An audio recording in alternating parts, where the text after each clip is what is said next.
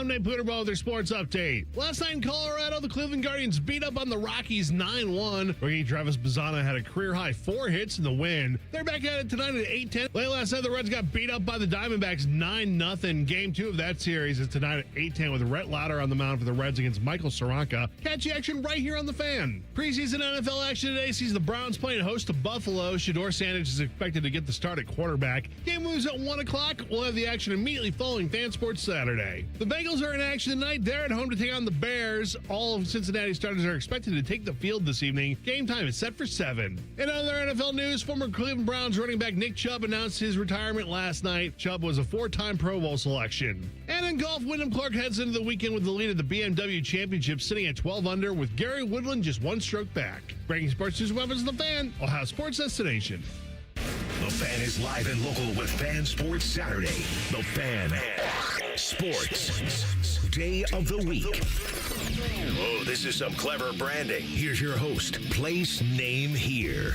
Saturday, August 22nd, 2026. And folks, we are 1 week away from meaningful college football. Cannot wait for that. I'm Dylan Tyrer.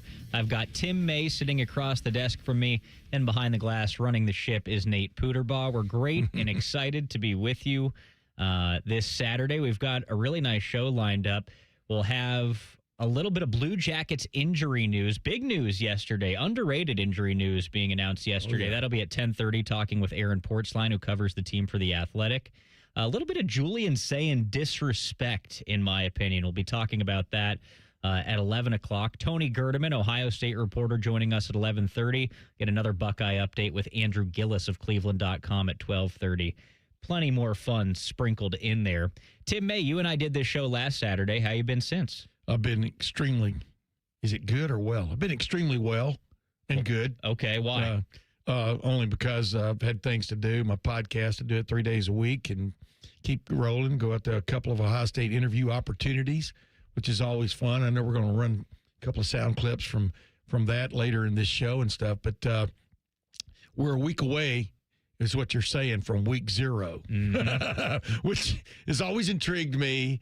Why don't you call it week 1? But yeah, I mean, dude, this has always been my time of year. I love the fall.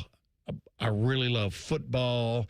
I mean, I remember back as a kid growing up, I couldn't wait for that college all-star game when the college all-stars would play the defending champions of the National Football League at Soldier Field in Chicago on television. That'd be the first glimpse of real football, and I've always looked forward to this time of the year and the kickoff. But you know, we'll talk about a lot of things. A lot of things are just strange going on in the world of college athletics right now. We'll get into that, I'm sure, in a little while. But the football never lies. Yep. College football talk, that's going to take up a lot of the program today. We're also going to do a deeper dive into the National Football League, some over-under predictions in both the AFC and the NFC. We'll do that later on in the show. And yes, of course, I mentioned some Blue Jackets conversation coming up in just a bit. I also want to talk about kind of the demise of Live Golf right now, and the Memorial Tournament is I wore my Memorial cap. Well, Memorial cap you're to in live. memoriam, not memorial cap. For the Memorial Tournament, but yeah, you've got the Bryson, Crushers. Yeah, you've got the Bryson DeChambeau Crushers. I love the logo, and I really like Bryson DeChambeau. So we'll see how things go. But go ahead, I didn't mean to interrupt you. Oh no, not at all. Big news yesterday evening: Nick Chubb, running back for the Cleveland Browns, and of course last year the Houston Texans, announced his retirement after a great NFL career. Unfortunately, kind of derailed at the end by a knee injury. Couple of knee injuries. Yeah, he had one when he was 19 years old at Georgia, and he talked about both those knee injuries in what I thought was a tremendous message to the fans and teammates, coaches, family members, everybody, announcing his retirement. Really reflective, and he said that he retires in a really good place. Yeah. It's better to get out sooner than later, especially when you've dealt with the ups and downs and the hurts that he dealt with. But, you know, with football players, some of them have a lot of tread on their tire left when they get to the NFL. Some of them have been used. I'm not going to say abused, because, you know, you line up and you go out there and you take the handoffs and you go. But running back has always been a strange position, because if you're really good, by the time you get to the NFL, you've already run the ball a lot. Mm-hmm. And But the point is, it's even modern medicine is kind of like race cars.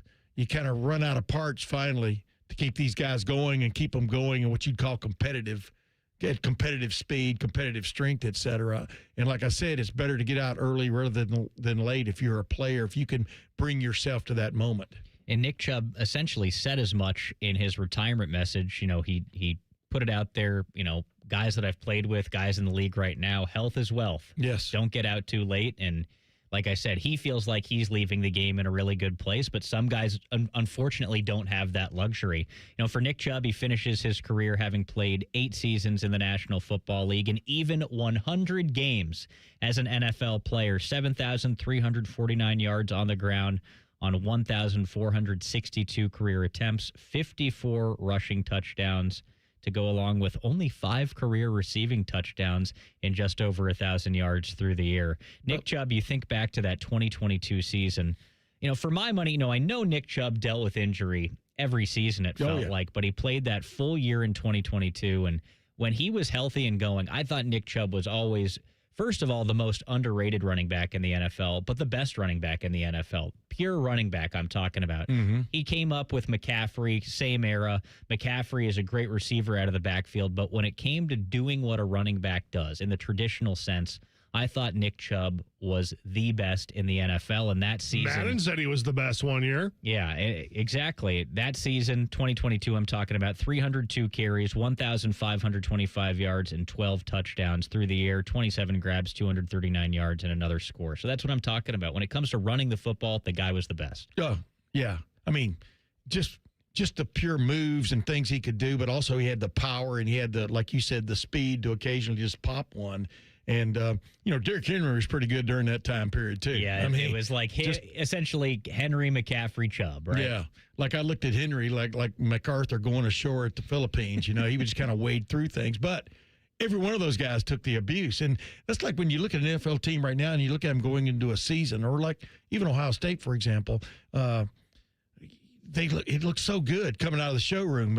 Each new team going into a season, but you know it's going to take a lot of dents and dings, a lot of hood work under the hood and stuff to keep this kind of like thing going all the way till if things go right for the middle of February. Yeah, you know that's a long time. Long year. So you know, Isaiah West said it best the other day on one of Ohio State's running backs. You know, we were talking about at the beginning of camp. You know, they're going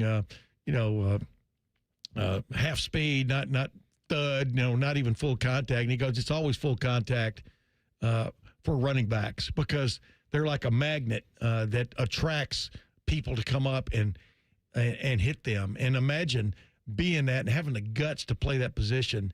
I mean, I've called it that before. I mean, I was talking to Archie Griffin even the other night. He was feted by the Agonis Club as the person of the year. And you kind of wonder, why wasn't this done 20 years ago? But that's another story. But the bottom line is, it takes a certain courage to play running back. Now, it's not like going up San Juan Hill or something. I don't mean that. But you are getting hit every play unless you just break clean through and go 80 yards and nobody touches you for a touchdown, which, as we all know, is super rare. So it takes a certain kind of individual to play that position. I've always been intrigued by, like, even Nick Chubb.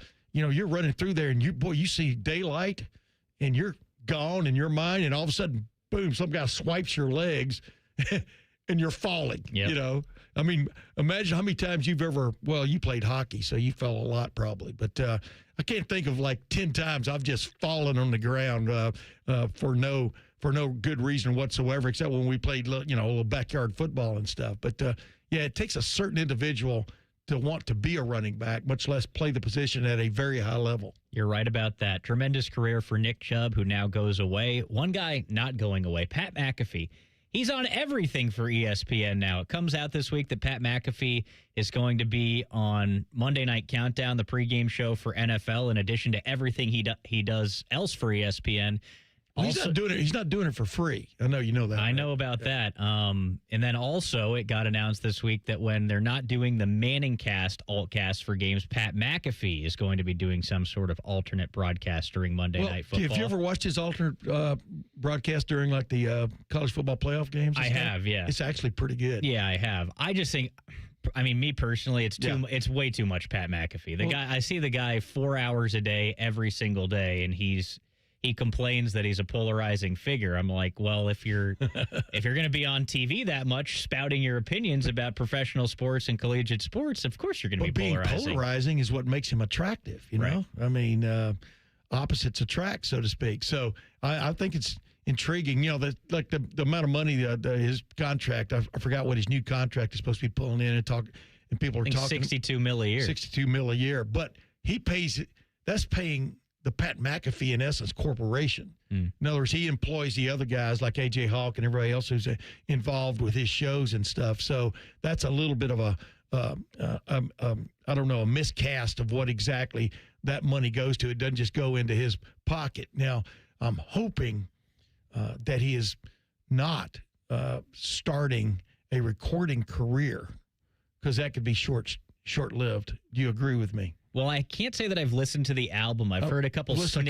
I've listened to a couple snippets on social media, and it's not fantastic. Apparently, he's trying to get into movies next. Yeah. So I can see that. That's what I mean. Brian Bosworth, crazy. Absolutely crazy. This guy is doing so much. Little League World Series, that's going on right now.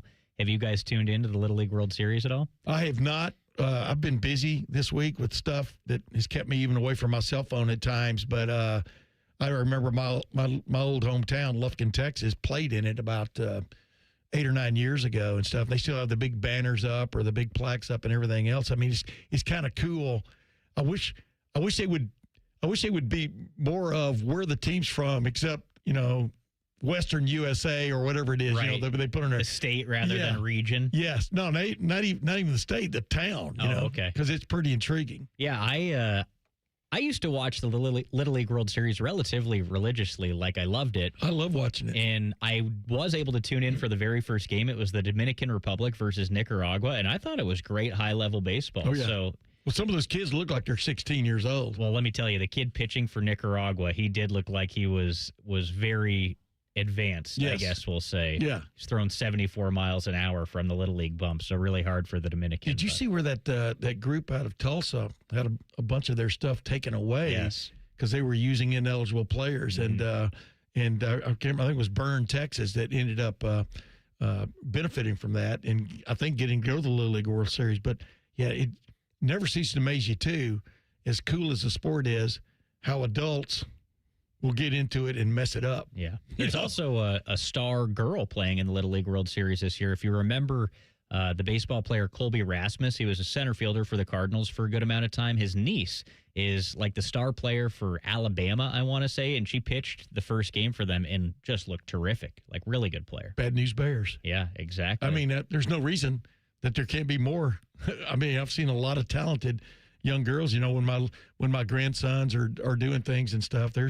Heck, my wife could have done that. She was a big-time athlete. She was a high jumper and, for Ohio State, Big Ten record holder at one point. And she could have played a lot of sports, but good for her. Yep, you're right about that. While we're on the topic of amateurism, there's a new court ruling that says NFL players can now return to play college football. Or can they actually? Which ruling are you talking about? We're going to talk about it coming up next. Fan Sports Saturday here on The Fan. If you miss a live show, you can catch the podcast. If you miss the podcast, our hosts have volunteered to have dinner with you. The meatloaf! The Fan. Common Man and Bob Capace here. So, Bob, you got this ring builder thing on your website. Yep, you pick the diamond, the setting, customize your own engagement ring before you even come in the store. I actually tried it. You did? It was ridiculously easy. See, if Common Man can build a perfect ring online, Anybody can, because I'm dumb. then book an appointment and we'll help make it exactly the way you designed it. That's why I always tell people, I know a guy. You too can design your own engagement ring with the ring builder at worthingtonjewelers.com. If I can do it, anyone can. Worthington Jewelers, where Columbus gets engaged. Hi, it's Jen Winters from The Fan. I decided it was time to lose weight, not just for my health, but because I was tired of seeing myself in photos and on video. With football season coming up, I wanted to feel more confident. And that's what brought me to Hydrate Me Med Spa. I was honestly nervous walking into my first appointment, but Stacy, my nurse practitioner, put me at ease. Hydrate Me Med Spa has 4 locations in Central Ohio: Grandview, Powell, New Albany, and Granville. I'm excited to keep sharing my progress with you. Learn more at hydratememetspa.com. Transform your home in one weekend and save big money at Menards. Menards carries Purdy paintbrushes, roller covers, prep tools, pails, kits, and more to help you get the job done right. Purdy brushes have been handcrafted in the USA for over 100 years and are the #1 brand preferred by professionals. Save big on Purdy painting tools now at Menards and get your painting project started today. Save big money at Menards.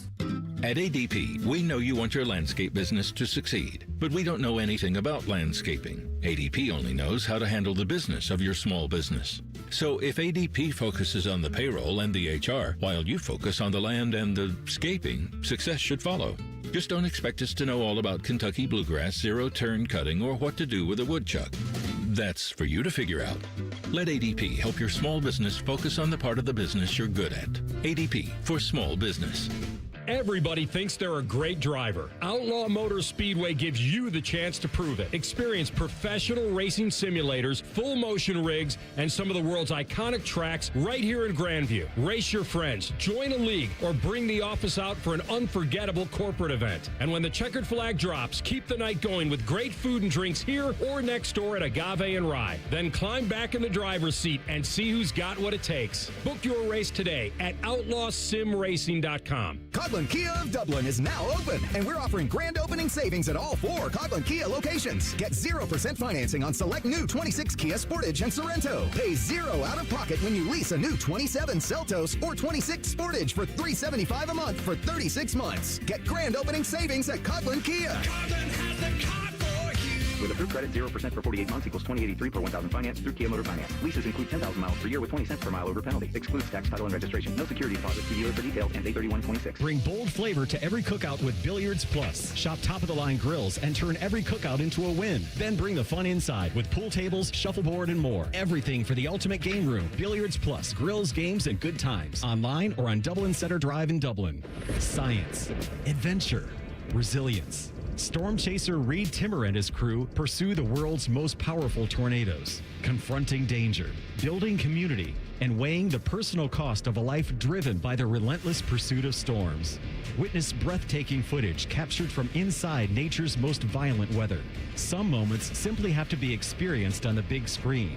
Never Stop Chasing, now playing in theaters. Get tickets at neverstopchasingfilm.com. One bite in, you'll be saying, that's hot as fire.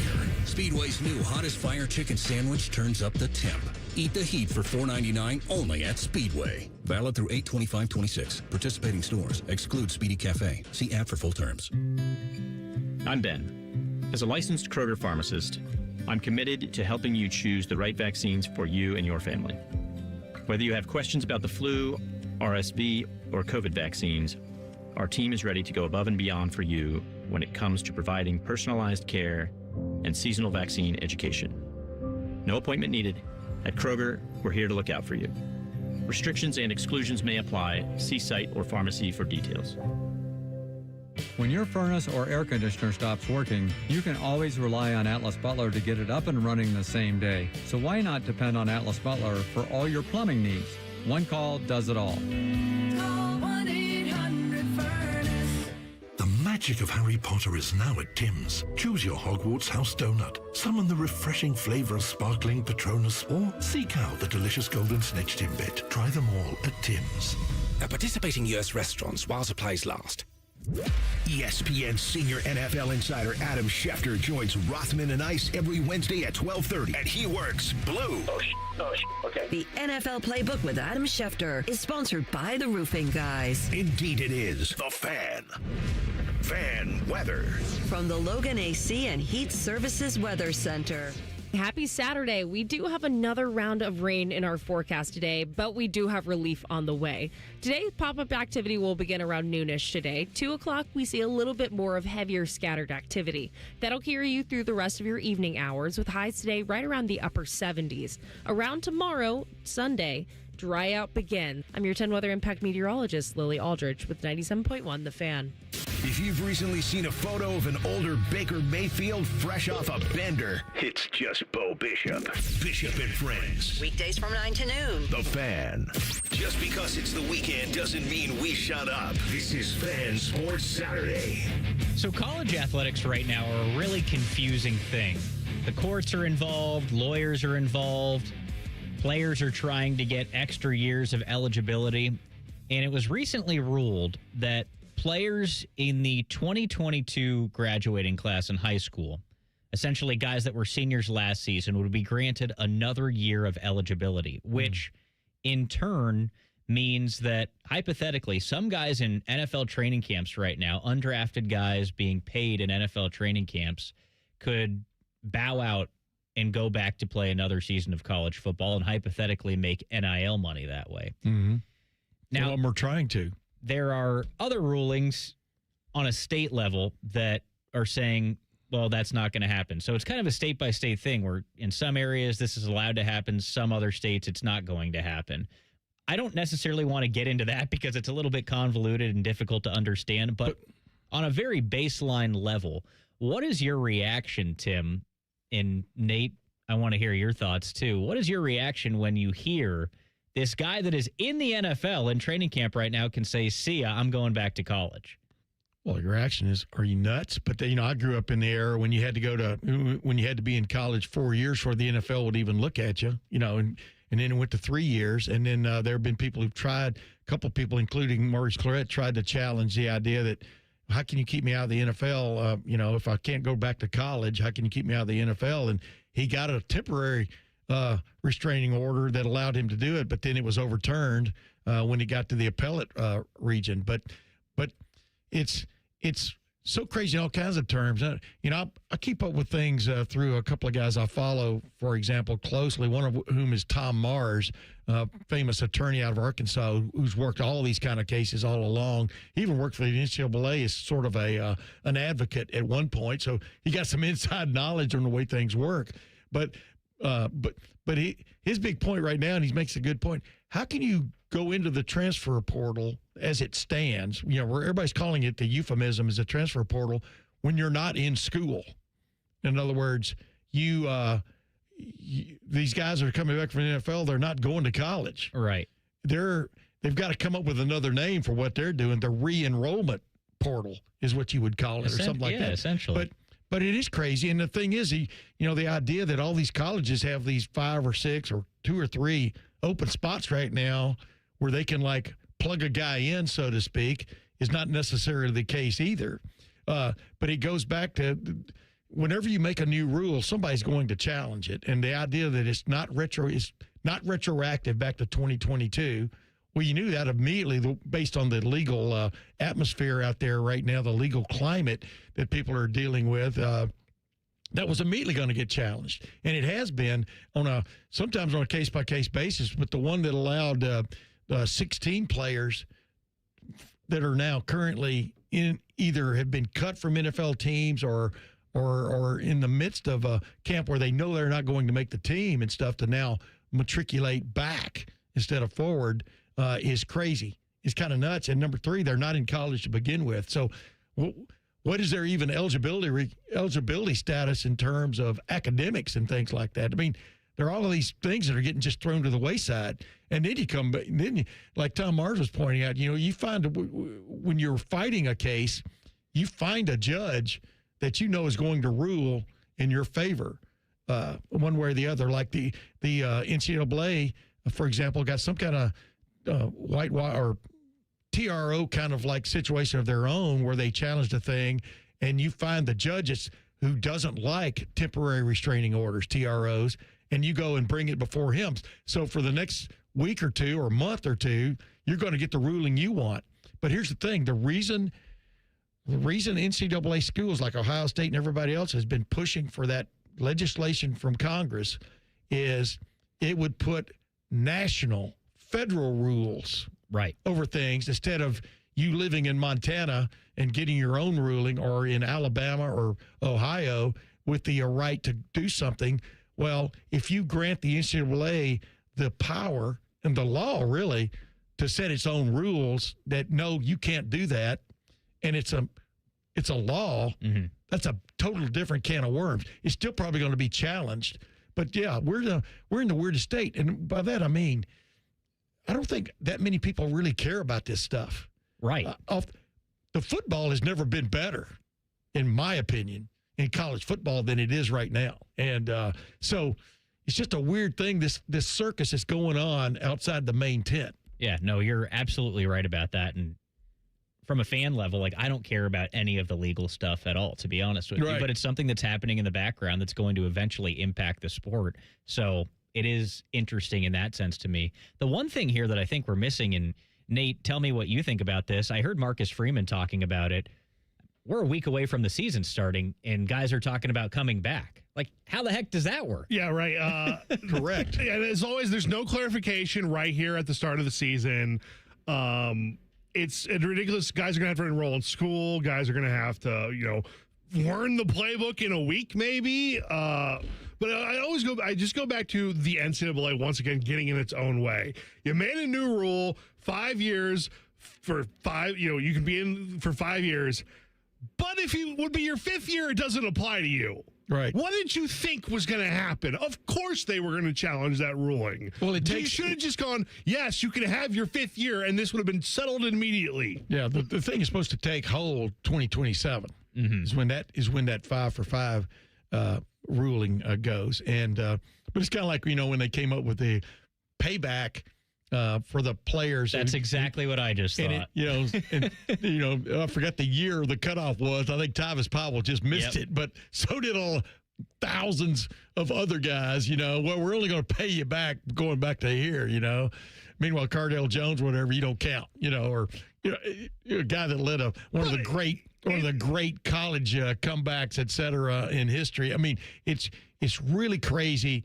In my opinion, you just wait for people to make their decisions, and then whoever you see playing, that's the football part of it. Yes. And you can get mired in all the stuff that's going on outside.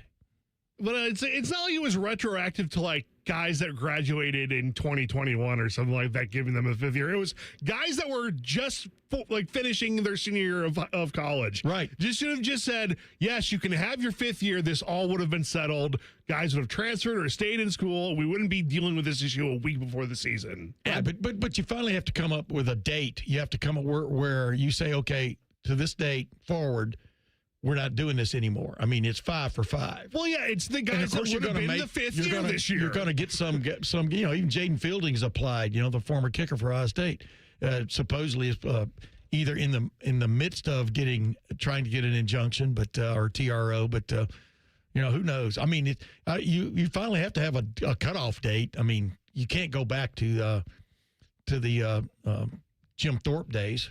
It's crazy times. Like Thomas Castellanos, the quarterback for Florida State, apparently now transferring to Texas Tech. Like I said, we're a week away from the season starting. He's a quarterback. He's got to learn the plays and the playbook and be a part of the team. It's just a defensive player. You just plug him in. This is your gap responsibility. Take care of it. But yeah, you're right. It is so weird, and it's crazy times in college football. It might be crazy times for the Columbus Blue Jackets right now because they announced some interesting injury news to one of their goaltenders yesterday. Aaron Portzline, who covers the team for The Athletic, will join us to talk about it coming up next year on The Fan.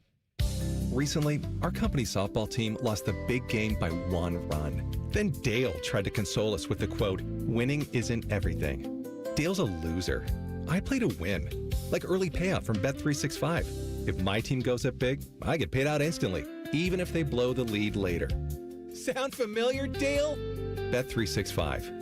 Winning is everything. Gambling problem? Call 1-800-MY-RESET. 21 plus only. Must be physically located in Ohio. T&Cs apply. In-app only. Great cars, great deals, Great Lakes Hyundai. The savings are so good. The savings are so good at Great Lakes Hyundai of Dublin. Right now, lease a new 26 Tucson SE for $149 per month for 36 months. Just $149 a month. Only at Great Lakes Hyundai of Dublin. Plus, get 10 years or 100,000 miles of powertrain coverage with your new Hyundai. Just off 270 or at GLakesHyundaiofDublin.com. Hyundai. Hey there, friends. If you've been asking yourself, who's the best in the game right now? Well, I've got an answer for you, and it's Twin Peaks. Here are your favorite drafts. They're poured at a frosty 29 degrees in rare barrel-aged whiskeys. They're served just the way that you want them. It's bigger game days, UFC, and wall-to-wall TVs. I mean, where else can you find a scratch kitchen that always comes in clutch? Every day, all the way from lunch to late night. I'll tell you where.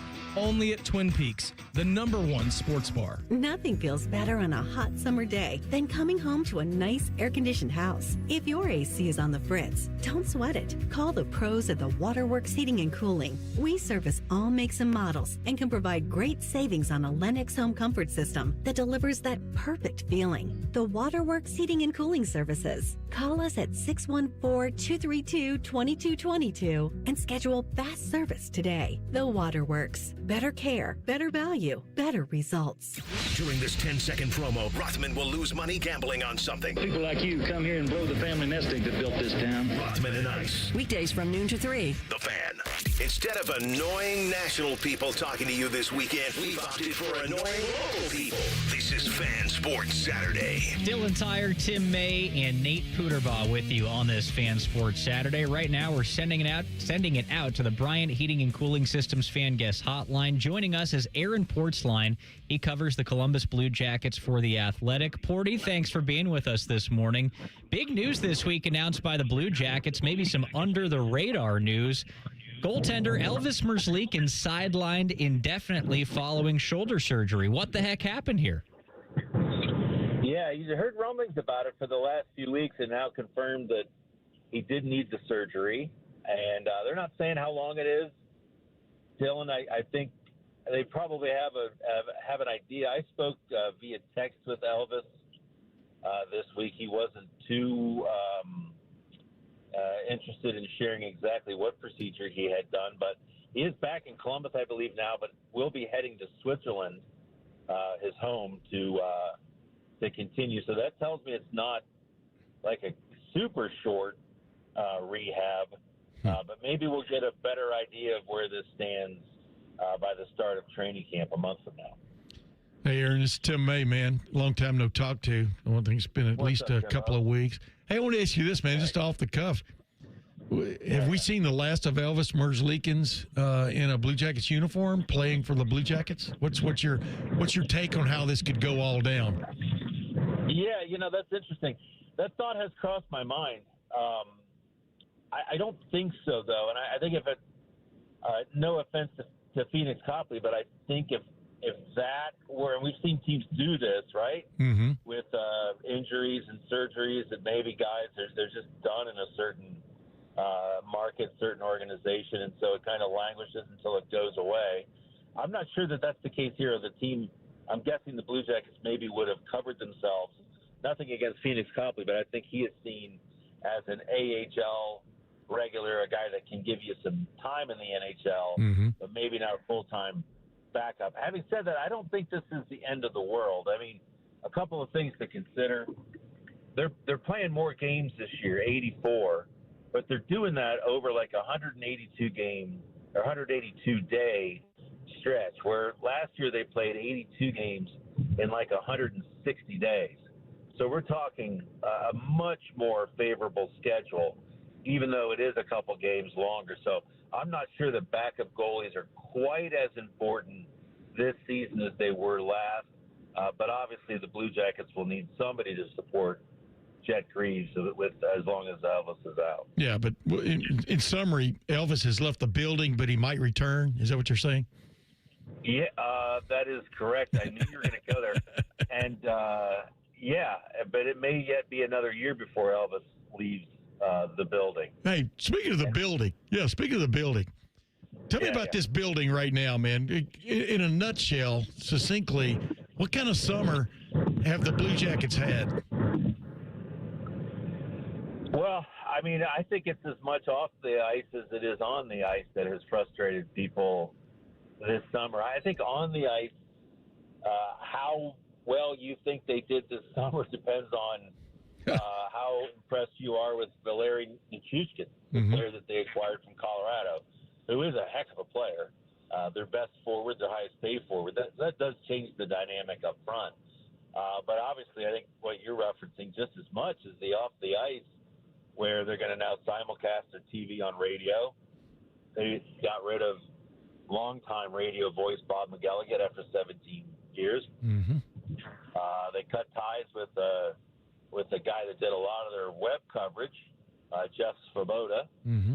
And, I wrote a column a couple of weeks ago, I think it is now, that this team has largely gotten a pass by a lot of fans here because they've always been seen as good citizens, a place that treats people well, almost has a sterling reputation for its interactions with its fans, its charity work, all of those things. I think they've got to be careful because some of these moves have rubbed fans the wrong way, and I'm seeing a different anger from different people out there in the social media world, which is always a little bit tricky, but it feels a little bit different this summer, and they need to start playing some games here and playing well, I think, to get this agitated fan base to settle down a bit, because right now people are up in their feels a little bit, as the kids like to say. Porty, going back to the goaltending thing, you talked about Phoenix Copley being essentially the AHL guy for the Cleveland Monsters this year and an emergency option for the Blue Jackets.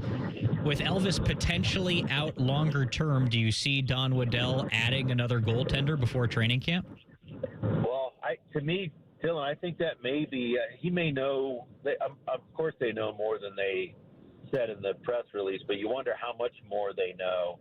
And for him to say that Elvis, if they were to say that he was out for months, that would certainly change the market that he goes into, right? People would know that there's some desperation there. So he may quietly be pursuing a goalie right now to cover his bases. I've poked around on that, have not heard anything. It's kind of a picked clean market. I could definitely see this, though, a player tryout invitation for a goalie, bring him to camp. That does not secure the player for you, but it keeps the guy in camp with you. You can see what they look like. They can see how you run your organization. And if more becomes known at a later date with Elvis Merzlikins in terms of how long he may be out, if it is for an extended amount of time or the entire season, then you've got a guy that you could sign quickly and just keep him right there in camp. So that's something that I think is a possibility. And there's some teams out there with extra goalies where you can always play the waiver wire. The tricky thing with that is when you claim a guy, you've got to keep him in the NHL, or you've got to pass him through waivers too. If it's the case that Merzlikins is out, then that's less of a hardship for the Blue Jackets. They would just claim the player and keep him in the NHL. So there's more flexibility there than just what the market shows in terms of available goals. Talking with Aaron Portzline, he covers the Columbus Blue Jackets for The Athletic. And Porty, this was a big season for restricted free agents in the National Hockey League. Connor Bedard got a big contract. Obviously, the offer sheet and massive contract for Leo Carlsson out in Anaheim. Well, that year, Adam Fantilli was the third overall pick after those two guys that I just mentioned. He is not signed with the Blue Jackets yet. What is the latest on Adam Fantilli's contract negotiation? Yeah, I think things are my sense is that things are fairly quiet. It doesn't mean it can't get done very quickly. But I think where we're at right now, when you look around the league, Cutter Gauthier still isn't signed in Anaheim. Simon Edvinsson in Detroit still isn't signed. There's some other RFAs that are still out there. The problem is you get to August and there's just nothing compelling guys to get a deal done. Like July 1st is the deadline, certainly. The fear of an offer sheet, fear if you're a team, the excitement of an offer sheet if you're a player motivates things shortly after July 1st. I think the Blue Jackets can say pretty confidently now that an offer sheet is not coming to Fantilli, or that there's not one there that he's willing to sign. So they're both kind of just looking at the deal on the table and saying, there it is, what do you think? And hoping that the other side is more impatient than they are. I suspect as the calendar flips or gets closer to September or flips into September, there will be some urgency I hate that it goes on as long as it does, period, but you sure would not want it to go up right against camp. If you remember several years ago, Wierenski signed his big deal not too far before camp, his second deal. So these things happen sometimes. They seem to happen a lot in Columbus. I don't like it. I prefer peace and amicability with the negotiations.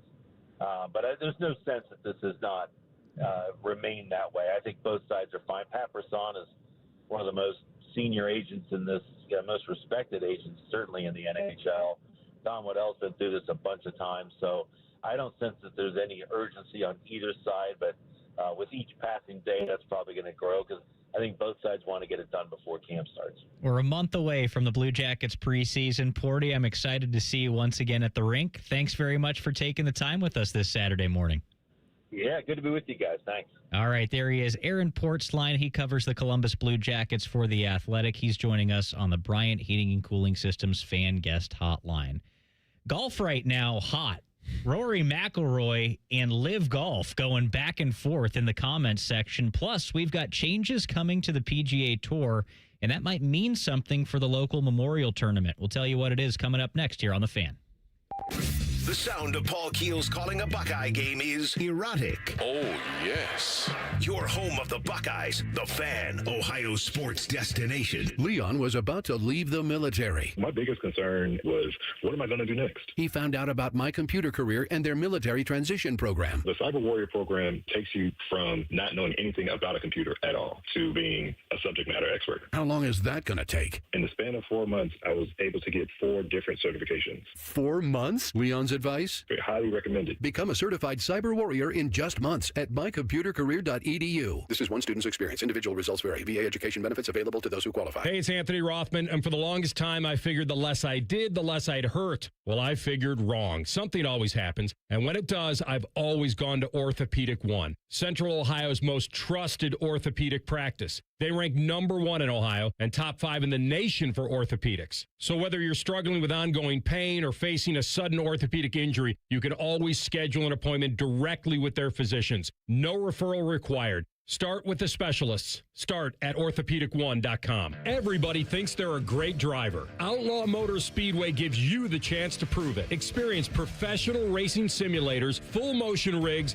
and some of the world's iconic tracks right here in Grandview. Race your friends, join a league, or bring the office out for an unforgettable corporate event. And when the checkered flag drops, keep the night going with great food and drinks here or next door at Agave and Rye. Then climb back in the driver's seat and see who's got what it takes. Book your race today at outlawsimracing.com. Save big on everything for your next project when you shop at Menards. We carry a great in-stock selection of Hunter ceiling fans. They provide consistent comfort all year round and also help reduce energy costs. Shop Menards today and save big on Hunter ceiling fans. View our entire selection of Hunter ceiling fans today on Menards.com. Plus, check out our weekly flyer for more great deals happening now. Save big money at Menards. How do you know you got a great deal? You came to Coughlin Ford. Lease a new 26 Bronco Sport or Maverick, $399 a month. Get 0% APR on a new 26 F-150 Super Crew 4x4 STX or lease for $499 a month. Visit CoughlinFord.com.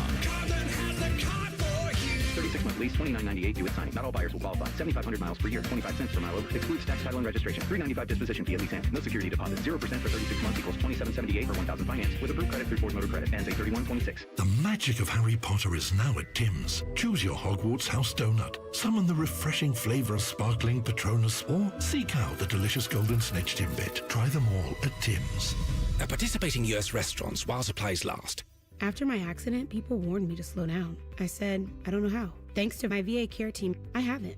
At VA, we're using technology to help veterans recover faster and live their lives to the fullest. Learn more at vacareers.va.gov/PSA. Common Man here for my friends at Care Heating and Cooling. Summertime napping season is upon us. What's that mean? Well, that means for me, a little nap on the leather couch. I got the ceiling fan on, but if that AC's not working properly, that nap turns into crap. Am I right? You got to make sure that AC's in tip-top shape, and the only people to call are my friends at Care Heating and Cooling. The message on their homepage says, we care about your comfort, because they do. If you're not comfortable in your own home, they start to get itchy and scratchy. Here's what you need to know about my friends at Care. They've won the Lennox Centurion Award for 17 years in a row. Now, if you're not in the biz, you don't know what that is, but I'm going to tell you, it's given to the top 5% of Lennox dealers in the country each year. Their service techs are the best in the business, and there's not a problem they can't solve, except maybe the meaning of life. They had no answer when I asked them. But think about living without central AC. Mess you up. My friends at Care also have easy online scheduling. CareHeatingandCooling.com. Care Heating and Cooling. Call 1-800-COOLING when you need a company you can trust. Do you think the Steelers will make the playoffs? Well, right now on Kalshi, they have a 41% chance, which means $100 will win you $234.22 if they clinch a playoff spot. Everyone's making predictions. Who wins the division? Who makes the playoffs? Who's lifting the trophy at the season's end? On Kalshi, you're trading against peers in a live market, meaning there's no house. And as the probability changes, you can buy in and out of your position. Trade the draft pick, the game, and more on Kalshi. Download Kalshi and use the promo code POWELL. That's POWELL to get up to $500 in bonus credits when you trade $25. Kalshi, trade anything. 18 plus only. Restrictions and eligibility requirements apply. Event contract trading involves risk and may not be suitable for all investors. Kalshi products are not available in all jurisdictions. Prices, values, and available markets may differ from those mentioned. See Kalshi.com/regulatory. Do you feel that? The season is getting closer. Buckeye football comes your way in 14 days. Every game, every season. Proud to be your flagship home for Ohio State football. The Fan. Ohio sports destination. The Fan Guest Hotline is sponsored by KDHVAC, doing whatever it takes to keep your home comfortable. The Fan. Sports talk, weekend style. You're listening to Fan Sports Saturday. That you are, and we thank you very much for being with us as we approach the close of the first hour of our program. Coming up in just a bit, a little bit of Julian Sayin discourse out there. Some potential pre-draft rankings came out this week that I'm not sure I liked when it came to Julian Sayin, so we'll talk about that. Tony Gerdeman, who covers the Buckeyes for Buckeye Insiders, will be with us at 11:30. Then we'll talk about some potential NFL expansion to close out the second hour of the program. I'm Dylan Tyrer. Tim May and Nate Puderbaugh are with me. And guys, we were kind of talking before we started the show, and Tim in particular was making fun of Rory McIlroy and the back and forth going on between McIlroy himself and the LIV Golf Tour. You know, if you've been living under a rock, LIV essentially started as a rival tour to the PGA 2 years ago now. 2 years ago, 3 years ago now? 2.5, 3, something like that. Either way. Don't put me on the spot like that, man. Time flies when you're my age. LIV has begun to lose their funding from the PIF, and I think they're playing their championship tournament this weekend. They canceled their team championship tournament, and they're kind of all wrapping it up in one event this weekend in Indianapolis. Mm-hmm. And they're with LIV seemingly going away or starting to go away. There are whispers out there that the top players, whether it's Jon Rahm, Tyrrell Hatton, et cetera, Bryson DeChambeau, could be making their way back to the PGA Tour, like we saw a couple of guys do in the PGA this season, being Patrick Reed and Brooks Koepka. Mm-hmm. But Rory McIlroy is kind of taking a stance here and saying, do those guys really add value to the PGA Tour? What do you think of the cattiness from McIlroy? Because obviously a couple of these guys add value to the PGA Tour. And by the way, I want to set the record straight. I wasn't taking umbrage with what Rory McIlroy was saying. I was just taking umbrage with the way he says tour, the PGA Tour. I was just making fun of him, and you told on me. There are all kinds of arguments you can make pro and con about guys who, you know, wherever you want to put it, jump ship for guaranteed money. Big time, life-changing, family-changing, guaranteed money like Jon Rahm. You know, we're lured for it for all kinds of reasons. You can understand that when somebody comes along with a wad of cash and wants to stick it in your pocket. before you ever do anything for them. That's kind of crazy when you put it like that. But you always figured that the Live Tour, in terms of the, was it PIF could one day become a line item veto, meaning, you're looking through the budget and you go, what is this? Why are we spending this billions or whatever you want to put on the end of it? Boom, a line goes right through it and it's gone. And whereas the PGA Tour is like a giant oak tree, it's had some limbs that needed to come off, from time to time and stuff, but the roots are ridiculously entrenched in basically, especially in this country, in American sport. And so you gave all that up to go live on this nouveau house on the hill, and it has not turned out to be what you thought. There was gimmick to it, 3-round tournaments. I've been to a Live Tour event, the one in Las Vegas a few years ago, before the same weekend that Las Vegas hosted the Super Bowl, and actually the golf was pretty good. I mean, I'm standing from me to you watching John Rahm and all these guys tee off on one particular hole. They had the music hole, as you called it. I think it was 16. It was a par 3 at the Las Vegas Country Club. But the bottom line is, it had a feel of more like an exhibition of watching really good golfers play golf as opposed to competing. Mm-hmm. Big difference when your wherewithal. Of course, that's changed a little bit with spot. Obviously, changed a lot with endorsements and things like that on the PGA Tour for the players. But when you figure your wherewithal is based on how well you play from week to week, do you make the cut? Then do you make a big time money? Where do you go on the money list and things like that? That is true competition. You are literally playing pro golf. Everything is based on you get paid for how well you play on a consistent basis. And so that was never going to fly with the average fan, in my opinion. I don't know if you agree or not, because there's only so long you're going to go watch stars who they look like they're giving it all, but in golf, how can you tell whether somebody's giving it their all, right? Yeah. And when there's a paycheck involved on the end of it, I think that's the big difference. So this always had a finite feel to it, the Live. What it did, though, it enhanced where Rory is not being totally, honest about some things, is it enhanced the PGA Tour in terms of purses, the signature events, and things that not everybody gets to play in, for example. So it had some trickle down, may not be the right, it was more like a little bubbling or babbling brook down from a financial standpoint for the players on the PGA Tour even currently. Well, I think the competition thing is the most important part of all this, because the idea of Live is fine, right? But when you're actually playing, there's not competition like you're talking about. Sure, the guy that wins the tournament gets the most money, just like in the PGA Tour, but there are guaranteed payouts in Live. So it's not like you're fighting for your life every week. And on the other side of that, the PGA Tour, the future of the PGA Tour is going to be more cutthroat with more competition because fans like that. And what I'm saying is, starting in 2028, there's going to be 2 tracks in the PGA. There's going to be the lead tour, where they're going to have, all of the signature events, if you will, the big time tournaments.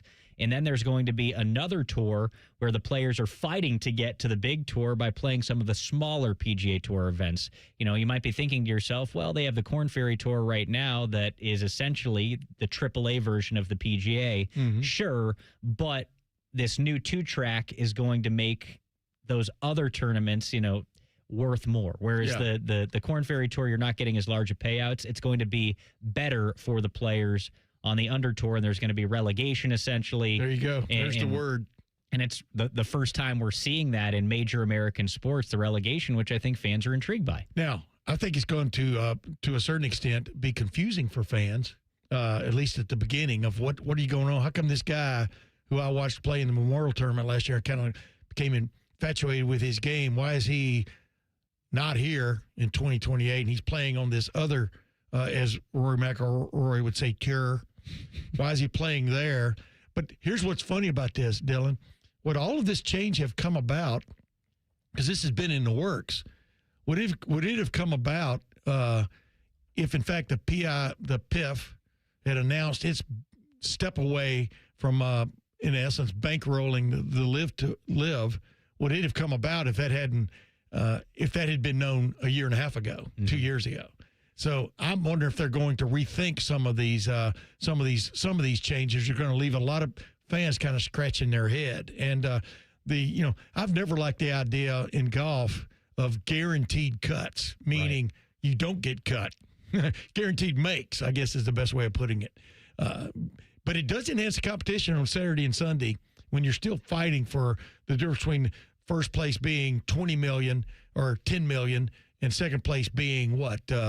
Or not second place, but 15th place being $300,000 or wherever they end up with that. They've got to really make that the carrot moving forward. But golly, how much money do you need to feel satisfied playing golf anymore, man? It's kind of crazy. I don't know, man. You and I aren't in that tax bracket. I think Roger Maltby made what, $40,000 for winning the first Memorial Tournament way back when. Well, we'll see what the Memorial Tournament looks like in 2028. We're not quite sure what this new PGA Tour Championship Series schedule is going to look like, but this week it was announced that the Memorial Tournament will officially join that top two PGA Tour Championship Series, which I'm very excited about, and I love going to the Memorial every year and can't wait to do it again. The late, great football coach Hayden Fry would have responded, what a surprise.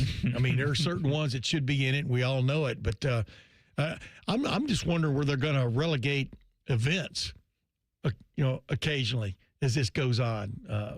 You know what I mean? And move one to the lower down, right, or whatever they call it, whatever they're going to call that part of the tour. It's going to be intriguing moving forward. At least they're not staying static, though. I agree with some change is always good. Yeah, I'm with you there, and I'm very excited to see what the future of the PGA looks like. I'm of the opinion that I think it could be very, very good. I'm also of the opinion that Julian Sayin is very, very good, but some so-called experts around the country might be underestimating the Ohio State quarterback. We're going to discuss that next year on The Fan. If the sound of another man slammed against plexiglass turns you on, you've come to the right place. Proud to be your home for Jackets hockey. The Fan, Ohio sports destination. Iconic summer moments deserve an iconic drink. Reach for Mountain Dew, an American original.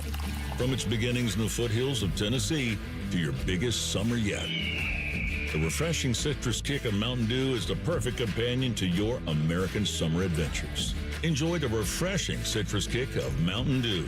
Tasting great since 48. Look for Mountain Dew in stores near you at mountaindew.com. That's mountaindew.com. When your furnace or air conditioner stops working, you can always rely on Atlas Butler to get it up and running the same day. So why not depend on Atlas Butler for all your plumbing needs?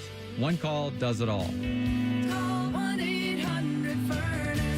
Nothing annoys me more than wasting time. Scotty Vegas here, and I want to be golfing or playing tennis or betting on people golfing and playing tennis. I hate waiting on an oil change, but that's all changed. Krieger Ford, the car buying experience was amazing. The service, just as good. I left my Bronco in the driveway and easily scheduled an oil change at KriegerFord.com, and they even came right to me and changed it. All game changer, the Krieger Ford experience. Experience that at KriegerFord.com. What can ADP do for small business? We help answer the business questions, like how do you track employee time? How do you do payroll taxes? Or what does compliance even mean? So small businesses can focus on bigger questions. Now florists can ask, can we invent another holiday to sell bouquets? Pizza shops can ask, how do we stuff a calzone into a pizza crust? And pool cleaners can ask, what is that thing in the filter? These are the questions you can focus on when ADP takes care of the business of your small business. ADP for small business. Hey there, friends. Bo Bishop here. You've heard me talk about High Bank's award-winning whiskey, but did you know they also make the best vodka in the world?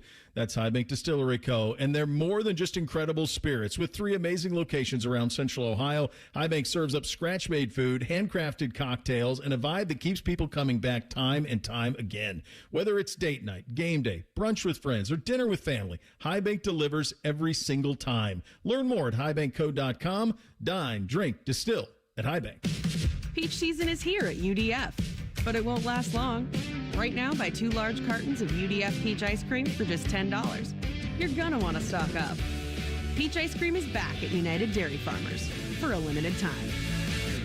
Remember the old days when football used to have an off-season? Well, we at The Fan think that really sucked. That's why we bring you Austin and Berm, America's #1 resource for Buckeye football conversation, is voted by Fake Surveys Incorporated. Catch their daily podcast called The Beat and their breaking news podcast, Snap Judgments, as they broadcast live from Roosters on Mondays, and they come right to your house and massage your tender areas. They'll do it all. Austin and Berm on the Fan's YouTube channel and 10 TV+. Broadcasting live from the McDaniel GM Superstore Studios. Driving excellence since 1916. Chevrolet. Together, let's drive. WBNS HD1 Columbus. I'm Nate Puderball with their sports update. Last night in Colorado, the Cleveland Guardians beat up on the Rockies 9-1. Rookie Travis Bazzana had a career-high 4 hits in the win. They're back at it tonight at 8:10. Late last night, the Reds got beat up by the Diamondbacks 9-0. Game 2 of that series is tonight at 8:10 with Rhett Lauder on the mound for the Reds against Michael Soranka. Catch the action right here on The Fan. Preseason NFL action today sees the Browns playing host to Buffalo. Shedeur Sanders is expected to get the start at quarterback. Game moves at 1 o'clock. We'll have the action immediately following Fan Sports Saturday. The Bengals are in action tonight. They're at home to take on the Bears. All of Cincinnati starters are expected to take the field this evening. Game time is set for 7. In other NFL news, former Cleveland Browns running back Nick Chubb announced his retirement last night. Chubb was a 4-time Pro Bowl selection. And in golf, Wyndham Clark heads into the weekend with the lead at the BMW Championship, sitting at 12 under, with Gary Woodland just 1 stroke back. Breaking sports news weapons, The Fan, Ohio Sports Destination. During weekend programming, pants are optional. Look at my butt! However, leather chairs may have been a bad choice. You're listening to Fan Sports Saturday.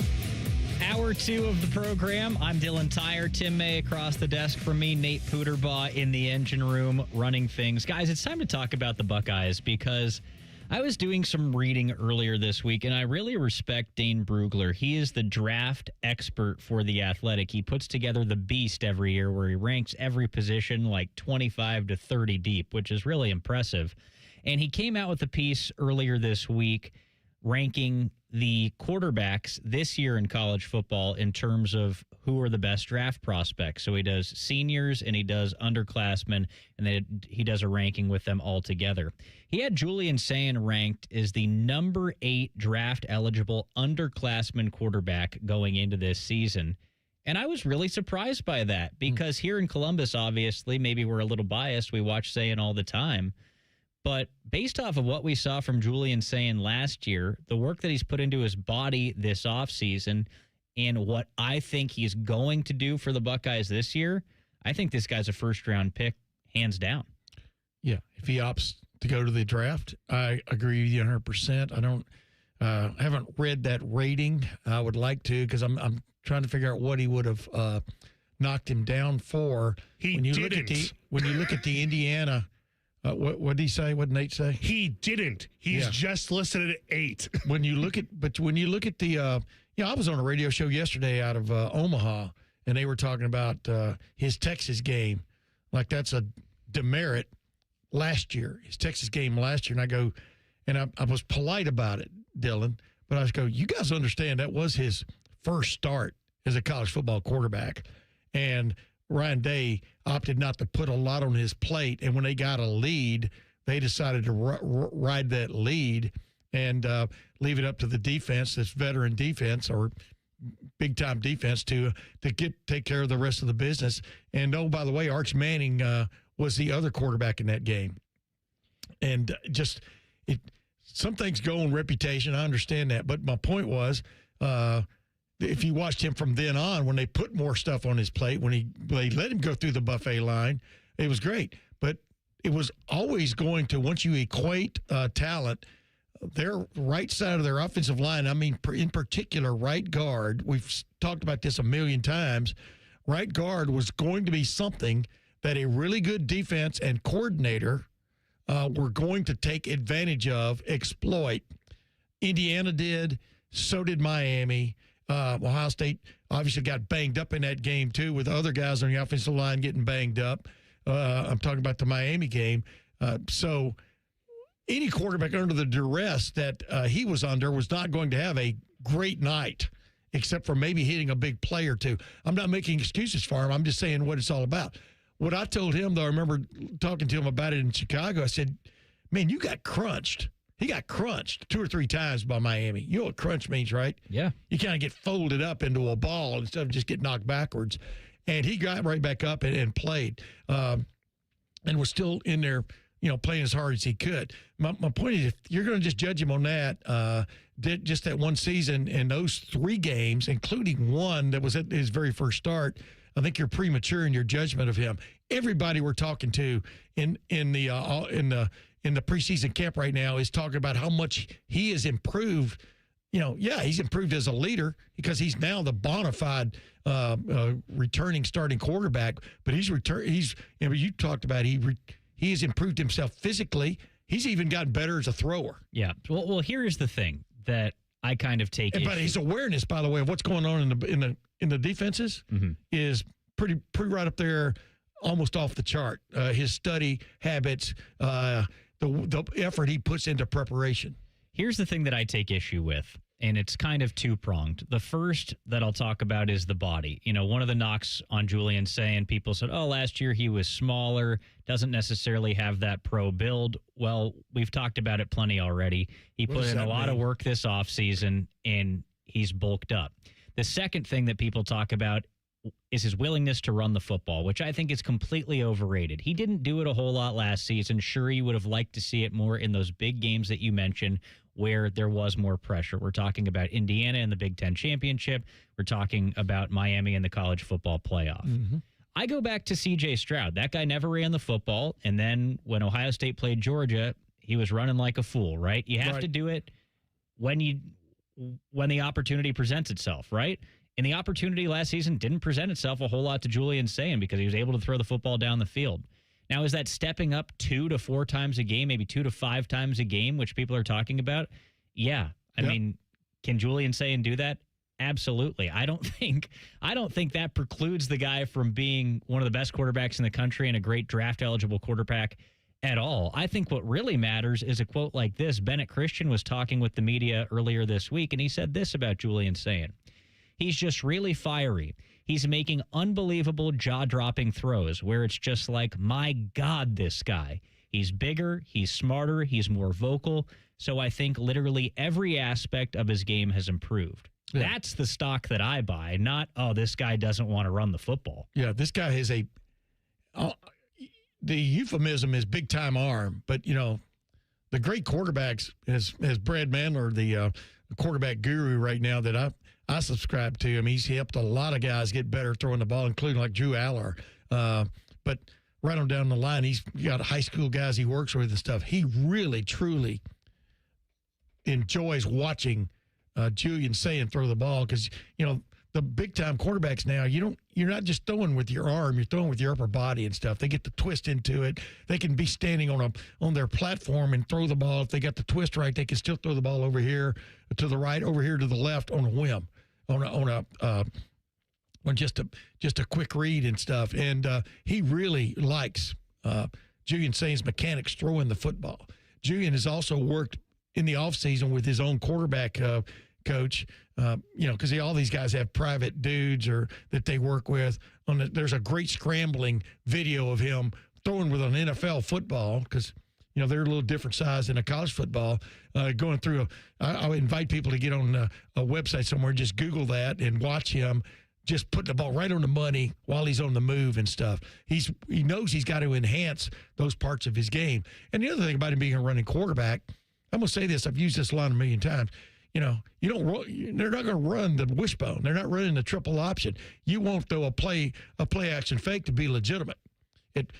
Just with him keeping the ball one time a game, and him getting out on the edge like a run pass option, different things like that. The main thing you want him to do this year that he didn't do a good job of last year, but got better as the year went on occasionally, is when they give you 8 or 10 yards free. Mm-hmm. Go get it. The whole idea of a quarterback in a coach's mind and a head coach's mind is move the sticks. And the more you move the sticks, the closer you get to the goal.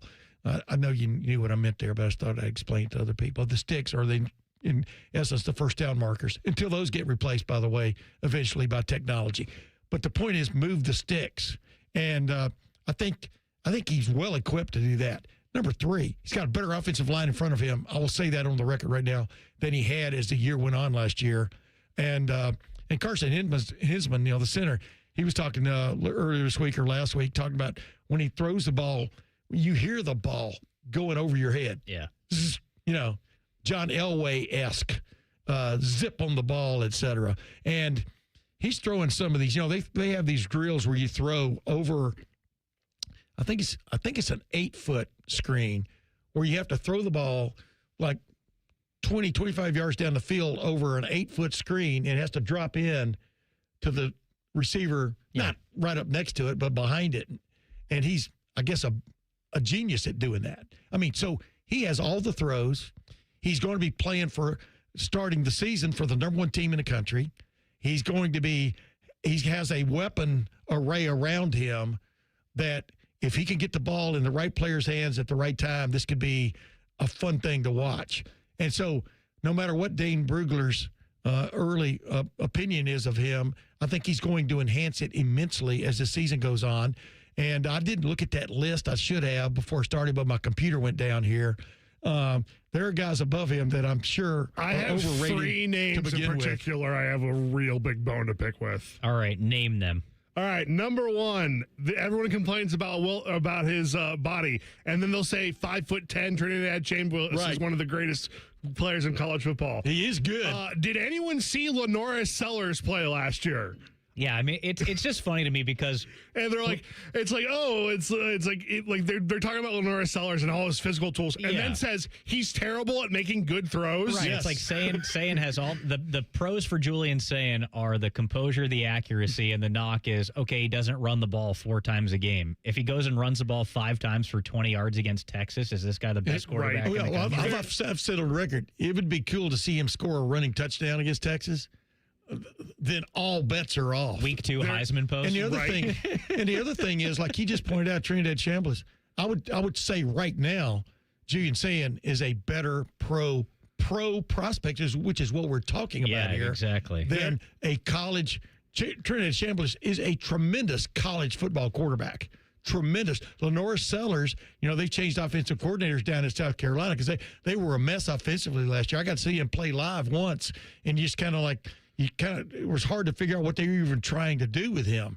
But I'm just talking about who would I draft? Would I draft him ahead of those 2? Absolutely. There's one more I have a real big bone to pick with. All right, hit us with it, then we'll hit our break. I'm willing to bet this is the first time 90% of the listening audience has heard the name Drew Mestemaker. Yeah. Yeah, people are high on Mestemaker. I saw it way too early, like 2027, draft, and he's a top 15 pick. He's played 1 year of quarterback since middle school. Hey, diamond in the rough. At North Texas. Diamond in the rough. He's a top Did you watch him last year, quarterback player. Did you see what they did at North Texas last year, though? Yeah, he was throwing the ball all over the place. They threw the hell out of the ball, and he was really good. It's a preliminary ranking. We'll see where it goes this season, but I am very high on Julian Sayin. Oh, me too, and man. I think he proves that he is. He's got a calm about him too. That's kind of cool. Yeah, you're exactly right about that. Another fun topic came up earlier this week: the potential of Ohio State and Michigan playing in a full color uniform matchup when they face off on the gridiron. And the feedback here from our listeners at the Fan surprised me a little bit. So I'll tell you more about that coming up next year. Fan Sports Saturday on the Fan. We have so many local shows, I can't fit them in a 10-second promo. So let's just say we're live and local all damn day. The Fan. At Kroger, we know it can be a challenge to get dinner on the table quickly. So we're making mealtime a breeze with our Dinner Made Easy meals. Right now, you'll get 25% off eligible items when you spend $20 or more on select meal varieties. Plus, we'll deliver it free. Just clip your digital coupons, then shop our Dinner Made Easy meals for delivery or pickup. You can choose items from oven-ready dinners, fresh sushi meals, international cuisine, and more. Restrictions apply. See site for details. Kroger. Fresh for everyone. Recently, our company's softball team lost the big game by 1 run. Then Dale tried to console us with the quote, "Winning isn't everything." Dale's a loser. I play to win, like early payout from Bet365. If my team goes up big, I get paid out instantly, even if they blow the lead later. Sound familiar, Dale? Bet365. Winning is everything. Gambling problem? Call 1-800-MY-RESET. 21 plus only. Must be physically located in Ohio. T&Cs apply. In-app only.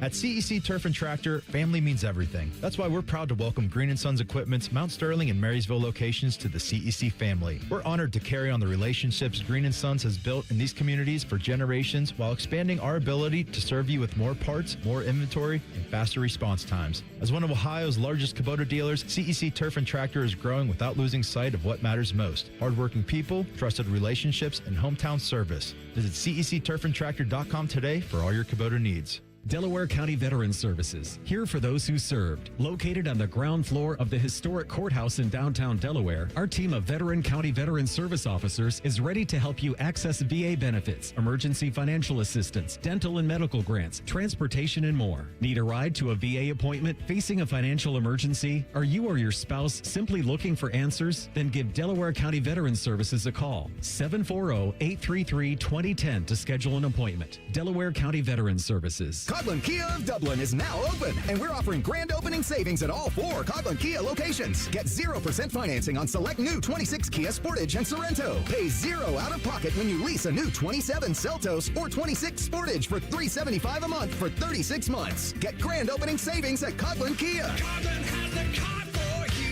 With approved credit, 0% for 48 months equals $20.83 per 1,000 finance through Kia Motor Finance. Leases include 10,000 miles per year with 20 cents per mile over penalty. Excludes tax, title, and registration. No security deposit. See dealer for details. Ends 8/31/26. The magic of Harry Potter is now at Tim's. Choose your Hogwarts house donut. Summon the refreshing flavor of sparkling Patronus, or seek out the delicious golden snitch Timbit. Try them all at Tim's. At participating U.S. restaurants while supplies last. At St. Jude, every innovation we make is a moment we give to children with cancer everywhere. But we can't do it without you. Learn more at stjude.org.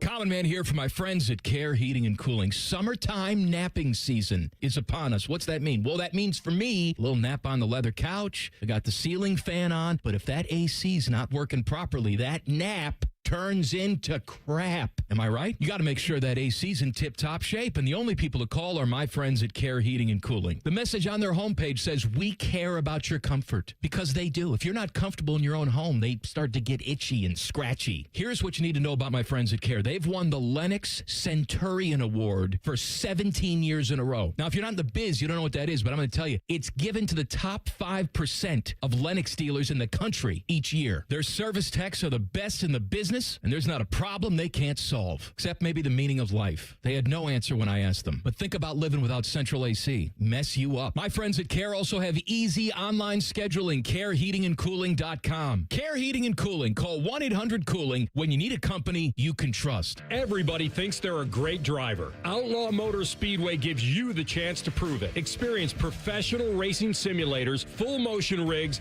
and some of the world's iconic tracks right here in Grandview. Race your friends, join a league, or bring the office out for an unforgettable corporate event. And when the checkered flag drops, keep the night going with great food and drinks here or next door at Agave and Rye. Then climb back in the driver's seat and see who's got what it takes. Book your race today at outlawsimracing.com. In the military, the mission was clear. You knew what to do. Now, the mission has changed. Stepping into civilian life isn't about finding a job. It's finding your purpose. I wanted a career that would leverage the skills and discipline I gained in the military. IT just felt right. My Computer Career offers class schedules that fit into your life and skills in high demand. Put your VA benefits to work. Visit mycomputercareer.edu/CWP to jumpstart your IT career today. An elite CompTIA certification partner. Financial aid is available to those who qualify, including VA benefits. All your favorite fan shows are on YouTube, along with those fake YouTube ads like chew this gum and it grows new teeth. Experience the splendor of Bo sitting in his closet, Timmy Hall's gouty gold chains, and Matty Ice wearing a coat in 90-degree weather. It's all there. Head to YouTube and subscribe today. Fan weather. From the Logan AC and Heat Services Weather Center. Happy Saturday. We do have another round of rain in our forecast today, but we do have relief on the way. Today, pop-up activity will begin around noonish today. 2 o'clock, we see a little bit more of heavier scattered activity. That'll carry you through the rest of your evening hours with highs today right around the upper 70s. Around tomorrow, Sunday, dry out begin. I'm your 10 Weather Impact meteorologist, Lily Aldridge, with 97.1 The Fan. There's nothing Bo Bishop can't do well, except find competent co-hosts. Bishop and Friends. Weekdays from 9 to noon. The Fan. Live, local, and still slightly drunk. I'm not drunk, all right? I just have a speech impediment. This is Fan Sports Saturday. I feel like as sports fans, we're so infatuated with the uniforms that teams wear. And like nowadays, people love to see things in color. Like back in the day, a team would wear the white uniform at home in many sports. And I think older sports fans still like that. They still wish that were a thing. And younger sports fans really love the color. And this week it came up, just the thought that Ohio State and Michigan could face off on the football field wearing maize and blue and scarlet and gray, which I think would look cool. It's happened before. I think in 1958 these teams did it. It's, of course, happened on the hardwood more recently. What do you feel about that, Tim? Because, like, as a traditionalist, I think it feels a little bit strange to not have one team wearing white, the road team, in this scenario, but it could look cool in the game. Yeah, it's interesting because I think way back when, you pretty much only had one jersey. But when some teams would play and they were both red, for example, they finally opted into going red and white or red and gray, whatever you had. And then, of course, along came a television, and television was black and white for the most part in college football, especially until like the early 60s. And believe me, I lived through the era. But you had to have some way for people to really delineate without going, well, look at the tone of that jersey. It's a little bit darker than the tone of that jersey. That must be that team. I'm being simplistic there, but I think that had a lot to do with it. Then along came the Dallas Cowboys, who made wearing white their home jersey. And I think Dallas still wears their blues, their what they call them, their away jersey, although they wear white most of the time because the home team's usually wearing its home jersey, which is the color part. I'm talking about the Cowboys. I'm getting too deep in the weeds on that one, but just one team in particular. But it is interesting. But heck, I'm here for that. I'm here for scarlet versus blue. I'm not here for throwback black versus right maize or whatever. I really think you do your tradition a disservice when you wear, especially in a rivalry game, you wear your alternative uniforms, like Ohio State has done a few times with Michigan.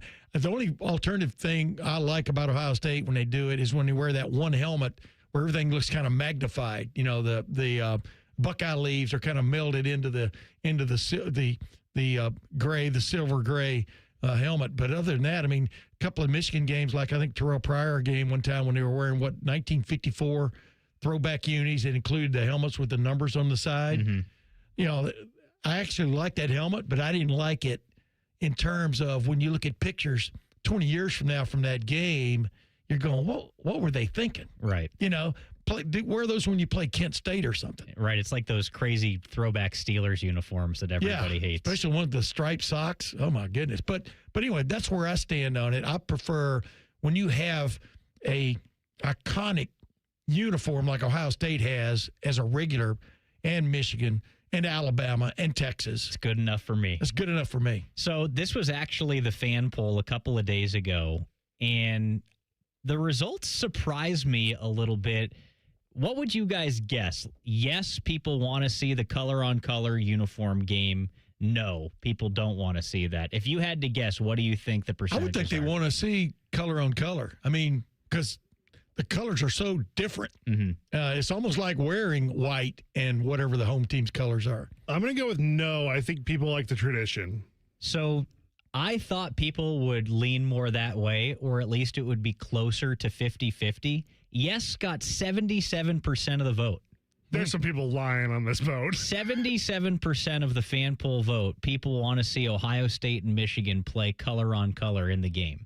I found that to be really interesting. That is interesting. Maybe they'll do it now. We just had an uproar maybe I'm more youthful than I over look. senior night, and people are cool with not wearing the correct uniforms for OSU Michigan. I know there's so many traditionalists here in this state when it comes to Ohio State football. I figured people would want this, or people wouldn't want this. But traditions are born at some point during the scale of time. I mean, Ohio State didn't used to go to the end zone and sing in front of the band, Carmen, Ohio, win or lose after every game until Jim Tressel came along, and it became gold pants weren't given out until when? The late 30s, early 40s, maybe even after that was when that tradition started, based on a saying by Francis Gates of Mercy Schmidt, back when he ended one of Michigan's runs with a winning streak of his own. So traditions are made to be created and sometimes even broken. The senior day, I don't have any problem with that one way or the other.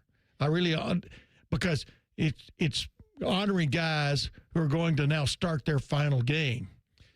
Dude, 2 years ago, they did that before the Michigan game in 2024, the ceremony. And then Ohio State played another home game against Tennessee. So in this age of things changing, I think we talked about that last week, right? But yeah, the thing is, like I said, these uniforms are so different. I can remember back when Alabama under Bear Bryant, when they would play a team that would have somewhat similar helmets, like when they played Georgia back in the early 60s, some of the players on Alabama, like the skill guys, had white helmets on, and the linemen sometimes had the crimson helmets on. So they could, your quarterback could tell the difference. It was kind of crazy. But, I don't know. I'm not a fan of the blue turf at Boise State, but they've been playing on it for decades now, right?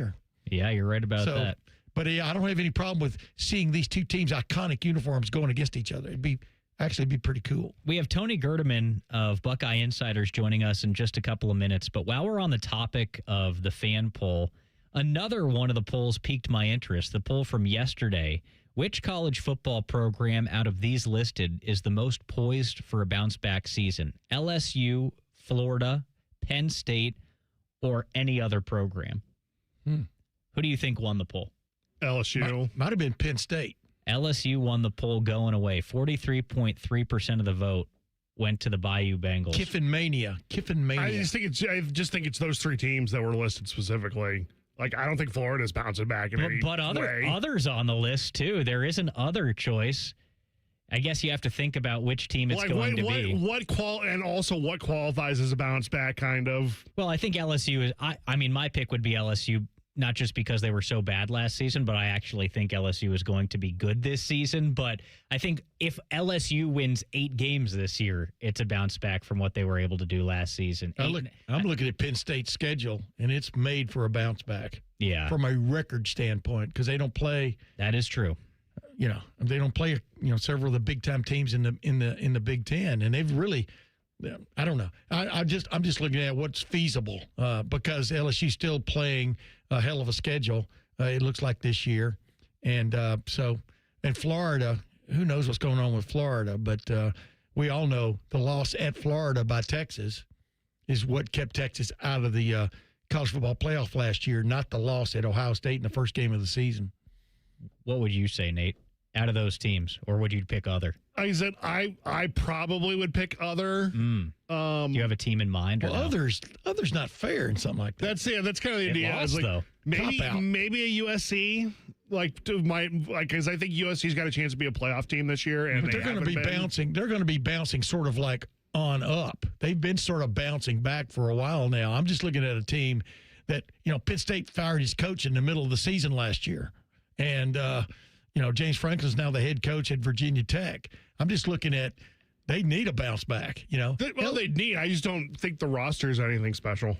Well, they got a proven quarterback in Rocco Brett. I think I'm just looking at I'm throwing the roster in there with the schedule. I think they have the ability to possibly. I'm not the only one who thinks this, to possibly win 9 or 10 games. Well, I think Ohio State's going to do that for sure, but how will they do it this season? We're going to get some thoughts from Buckeye Insider's Tony Gerdeman coming up next year on The Fan. When your furnace or air conditioner stops working, you can always rely on Atlas Butler to get it up and running the same day. So why not depend on Atlas Butler for all your plumbing needs?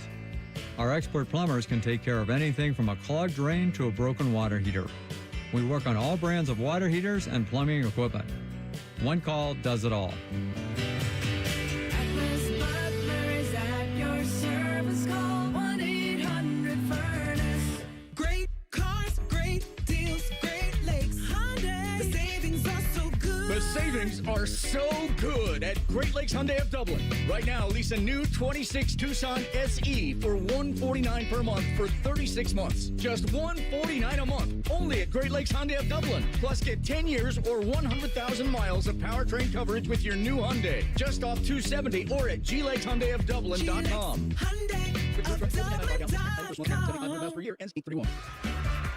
Welcome back to Yeah, That's a Pepper Thing. First up, we've got Harrison wrapping his Dr. Pepper in a tiny quilt so it feels at home. Oh, how tender. That's a Pepper Thing. And over to Becca, who's whispering affirmations to her can. You're sweet. You're unique. You're the best thing I ever poured over ice. She swears it makes it taste better. It's not a science thing, but it's a pepper thing. Why do they all do it? All for that sweet, delicious, truly one-of-a-kind taste of Dr. Pepper. It's a Pepper Thing. Save big money on new furniture. Now at Menards. Shop our great selection of indoor furniture, where comfort meets style, at prices you'll love. From cozy sectionals to comfy recliners, and so much more. Find the style that works for you. Plus, big savings on furniture you can take home today. Relax more and spend less on new furniture while supplies last. Save big money at Menards. Bobby Carpenter demands that you watch Morning Juice on YouTube. If you don't, Tito will move into your house. Live at 6 a.m. on YouTube and streaming on the Fan app. Garnish your Bloody Mary with sports talk. You're listening to Fan Sports Saturday. Dylan Tyrer, Tim May, Nate Puderbaugh back with you. Tim May up out of the chair for the time being. Grandpa walked off. Yeah, Tim May is gone. I don't know if he knows what the timing of this show is, but we are very lucky right now to be joined by Tony Gerdeman. He's joining us on the Bryant Heating and Cooling Systems fan guest hotline. Tony covers the Ohio State Buckeyes for Buckeye Insiders. Tony, thanks very much for taking the time. I appreciate it. Thanks for handling things while Tim is away. Yeah, of course. He's going to get back in the chair here, and I know he has some questions for you because we were talking about it during the break. But let me ask you kind of just an overarching thing about the Ohio State Buckeyes right now. Going into this camp, plenty of questions on the roster, I would say on the defense in particular. Where do things stand now, 2 Saturdays away from game number 1? Yeah, I think defensively they've found some depth. They've found some versatility. And, Matt Patricia looking for ways to utilize a different subset of guys because last year they had Sonny Styles and Caleb Downs and Arvell Reese and Caden McDonald, and those guys could handle a whole bunch of stuff.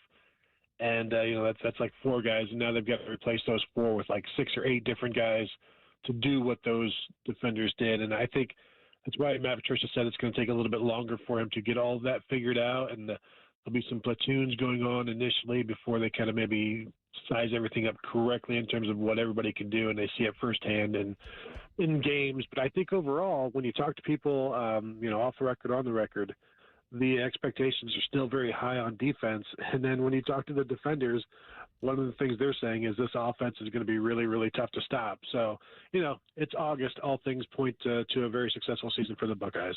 Hey, Tony, you didn't throw the iron sharpens iron cliche in there and good on good.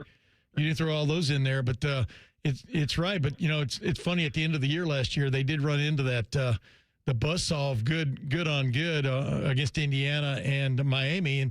And like I've always said, the best team wins those games usually, right? I mean, and that was a little bit of a humbling experience, I think, by all involved, especially the guys who returned to this team to kind of put a chip on their shoulder.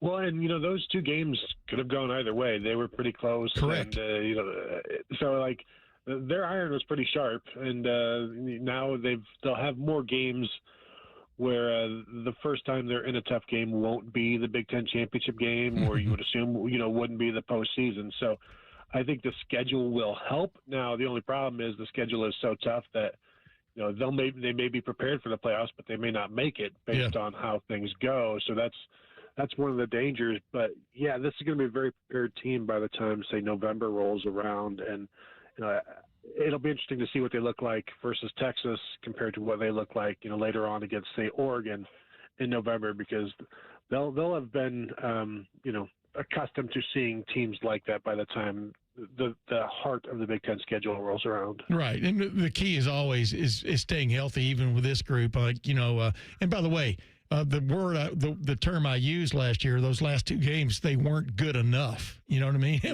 At critical times in that game, no matter what the reasons were, they weren't good enough.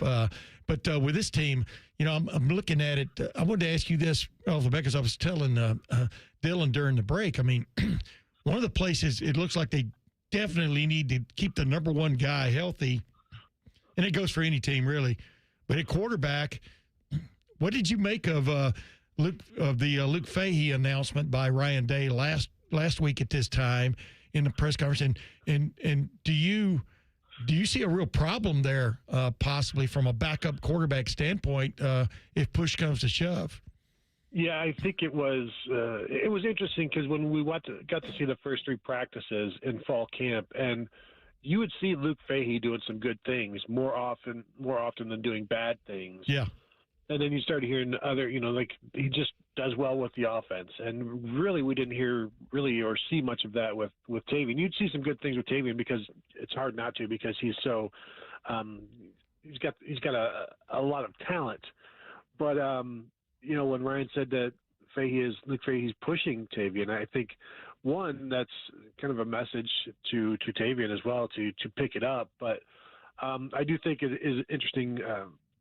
Maybe remember that Tavian St. Clair as the backup is going against like a second-team Ohio State defense that is mixing in ones and twos, and a lot of those guys are going to be playing with the ones, whereas you get to the threes where Luke Fahey is, and you're playing against twos, threes, and fours, so it might be a little bit easier to move the ball, but these are all still graded things, and it's the reads that are graded, whether it's an incompletion or whatever. It's like if it's the right read and it's a good throw, then it's a positive play. But yeah, I think it's encouraging for Luke Fahey, but I don't know that it's encouraging overall for the Ohio State quarterback situation. Right. Unless he's just playing so well that it wouldn't even matter what Tavian St. Clair is doing, but I don't know that that's the case either. We're talking with Tony Gerdeman. He covers the Buckeyes for Buckeye Insiders. And Tony, obviously a lot of consternation when it comes to who is going to kick field goals for Ohio State for obvious reasons. People think back to the Big Ten championship, college football playoff years in the past. Who's going to kick for Ohio State this season? Well, I do believe it will be Connor Hawkins. He's got the experience. And, they added Marcello Diametti from Notre Dame in February as well, who's got a really big leg. Oh, yeah. We saw him just banging the ball off of the sidewall of the Woody the first couple of practices. But also he was, I think, wide left or wide right on a 60-yarder during practice as well. So he's got a big leg, and sounds like maybe he's going to be the kickoff guy and maybe the long field goal guy. But I think Connor Hawkins will be the guy. What he was 3 of 4 on 50-yard field goals last year, has some game winners, has that experience. I mean, they went into the portal, and he was one of the top guys, and they grabbed him. So I think he's going to be the guy. And you may see your first 50-yard field goal for the Buckeyes since 2019 this year. Hard to believe, right? By the way, did you see where Jaden Fielding may be trying to get his another year back on the 5 for 5? The 5 for, yeah. Excellent done. That's almost as great a comment as you talking about the ODOT getting their rainwater removing plows out there on I-70 the other day. That was pretty good, Tony. I got to give it up to you on that. Hey, what is the question? What is your question in your mind that this team has answered as far as you're concerned that you were most curious about going into preseason camp? Not, obviously it matters what Ryan Day's, whether his questions are answered properly, but you personally, what is a question that's been answered about this team from the little we've gotten to see of them thus far? Yeah, it seems like we kind of know what the secondary is going to look like, because in the spring we're thinking it's going to be a 3 safety look, where Earl Little is the nickel and Jalen McClain is the strong safety and Terry Moore is the free safety. Now, from what we've seen and what we've heard, and it looks like it's going to be 2 safeties and then Jay Timmons, the freshman, as the nickel. So a quarter type at nickel, kind of like what they've done, exactly like what they've done with Lorenzo Styles before him and Jordan Hancock before him. Now, that nickel still has to be able to play some safety, but it gives them more coverage options. But I think they're going to be more multiple in different ways with, big nickels and dime linebackers and all of these different things to figure out how to make up for the loss of Caleb Downs. And it's not just going to be Earl Little. It's going to be more guys who do more things. But I think we've seen Jalen McClain and Earl Little as the top two safeties. Jay Timmons there at nickel. And then, of course, Devin Sanchez, I think everybody's really, really excited about. Jermaine Matthews seems to have a chip on his shoulder right now based on some of the questions that he's been getting, also just the way the season ended for him last year. I think he wants to take care of that. But I think that's kind of been answered for me because that's one of the questions that I had. And I also think offensive line, it sure looks like it's going to be Ian Moore at left tackle and Austin Searveld at right guard. Yeah, I think that's a good look. Go ahead, Dylan. Mm-hmm. Tony, you brought up Jay Timmons' name right there, and it piqued my interest because I've been asking some of the experts we have on this question, who plays a bigger role for Ohio State this season and why, Jay Timmons or Chris Henry Jr.? I just had this question asked recently, and I think it's Jay Timmons because he's going to be out there more. I think certainly I think Chris Henry will score more touchdowns, but Jay Timmons I think will be out there in more crucial situations and just more regular situations and more snaps, and so he'll have the opportunity to impact plays and impact games. But yeah, in terms of I also think Chris Henry is going to have a fantastic impact as a true freshman wide receiver. But the thing I always try to explain to people is I think there's 4 guys in Ohio State history who have ever caught 30 or more passes as true freshmen wide receivers. So that's rarefied air. That's Jeremiah Smith, Chris Carter, David Boston, and Garrett Wilson. Everybody else is under 30. So to expect something more than that from Chris Henry, that's rarefied air. So, but also a true freshman nickelback is something that really we haven't seen since, I'll give you 4 names, Malcolm Jenkins, Antoine Winfield, Nate Clements, and Dante Whitner. So those are 4 first rounders. So what are we even talking about? Exactly. Hey, last big question here. Brock Boyd, you just brought up Chris Henry Jr., or at least Dylan did, and you jumped in there with both feet. Dude, all we ever hear is people gushing about him. How do they use him, do you think? I mean, in terms of your Cortez Hankton, and they're calling for a certain formation from one play to the next, and you look at maybe those 2 guys standing there. Obviously they'll be working at different positions as the year goes on, but which one do you go with first? Well, that's interesting because you'll see Brock Boyd at Z, you'll see Chris Henry at X. We've also seen a little bit of. I saw Chris Henry a couple times in the slot, matched up with a linebacker, and that's not a fair matchup. But I think you're going to see those guys out there. I expect them both to play against Texas. In fact, I think they're going to go 6 deep at receiver once we see what's going on with Kyle Parker. But I think Brock Boyd's going to play quite a bit, and he's going to have some games. And is a progression like Chris Olave, is that acceptable for people? Where I think Olave had 12 or 13 catches over the course of a season. I mean, Marvin Harrison had 11. Emeka Egbuka had 9.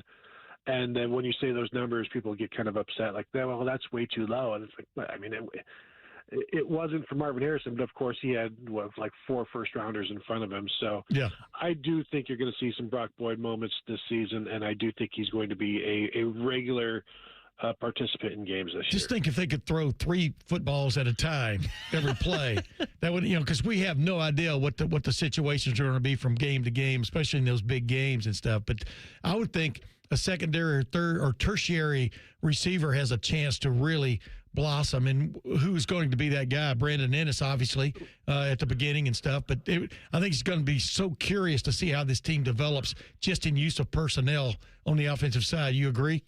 Yeah, and I think one of the interesting things, you're talking about tertiary, that third read, last year there was hardly ever, a reason for the third read if the first 2 are Jeremiah Smith and Carnell Tate. So this year that third read could actually be a more employed receiver, and it'll be interesting to see who that second read is. Yeah. And people talked about wanting to get Brandon Ennis more involved downfield and things like that. And Devin McEwen, part of that, right? And Devin McEwen, man, that second day of camp, we saw him just light it up. And so my expectations have risen for him. So I think a lot of this play action stuff is going to open some things downfield for the Buckeyes. Tony, excellent stuff. Thanks so much for taking the time this morning. We appreciate it. All right, you guys have a good one. Tony Gerdeman, he covers the Ohio State Buckeyes for Buckeye Insiders, joining us on the Bryant Heating and Cooling Systems Fan Guest Hotline. I want to shift gears to the National Football League because there's something I'm really passionate about. NFL expansion overseas. Roger Goodell had something to say about it earlier this week, and I'm not sure I like it. So we'll get Tim's take. We'll talk more about that coming up here on The Fan. A lot of hosts have been on our airways in the past 30 years. Some good, some bad, some really bad. Anyway, sorry for that. The Fan. Peach season is here at UDF, but it won't last long. Right now, buy 2 large cartons of UDF peach ice cream for just $10. You're gonna want to stock up. Peach ice cream is back at United Dairy Farmers for a limited time. When you renovate a home, you're going into full-time junk production. How so? The first stage of renovation is demolition. We make that junk disappear. All you have to do is point. When they begin installing the upgrades, a second mountain appears. Construction scraps and packaging rise into the sky. We make that mountain disappear, too. All you have to do is point. We make room for possibilities. We make room for possibilities. Call 1-800-GOT-JUNK or visit 1-800-GOT-JUNK.com.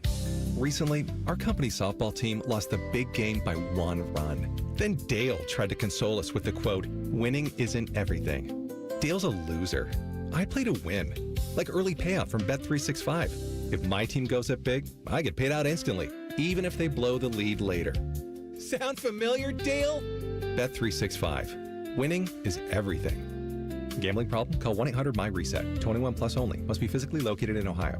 T&Cs apply. In-app only. The magic of Harry Potter is now at Tim's. Choose your Hogwarts house donut. Summon the refreshing flavor of sparkling Patronus, or seek out the delicious golden snitch Timbit. Try them all at Tim's. At participating U.S. restaurants while supplies last. Relax and let Kroger Delivery handle your grocery shopping this week. We start with only the freshest items. Then carefully pack your order in our refrigerated trucks. And our cool trucks keep your food fresh right to your door. Fresh groceries your way with Kroger Delivery. And right now, you can save $20 on your first delivery order. Kroger, fresh for everyone. Science, adventure, resilience. Storm chaser Reed Timmer and his crew pursue the world's most powerful tornadoes, confronting danger, building community, and weighing the personal cost of a life driven by the relentless pursuit of storms. Witness breathtaking footage captured from inside nature's most violent weather.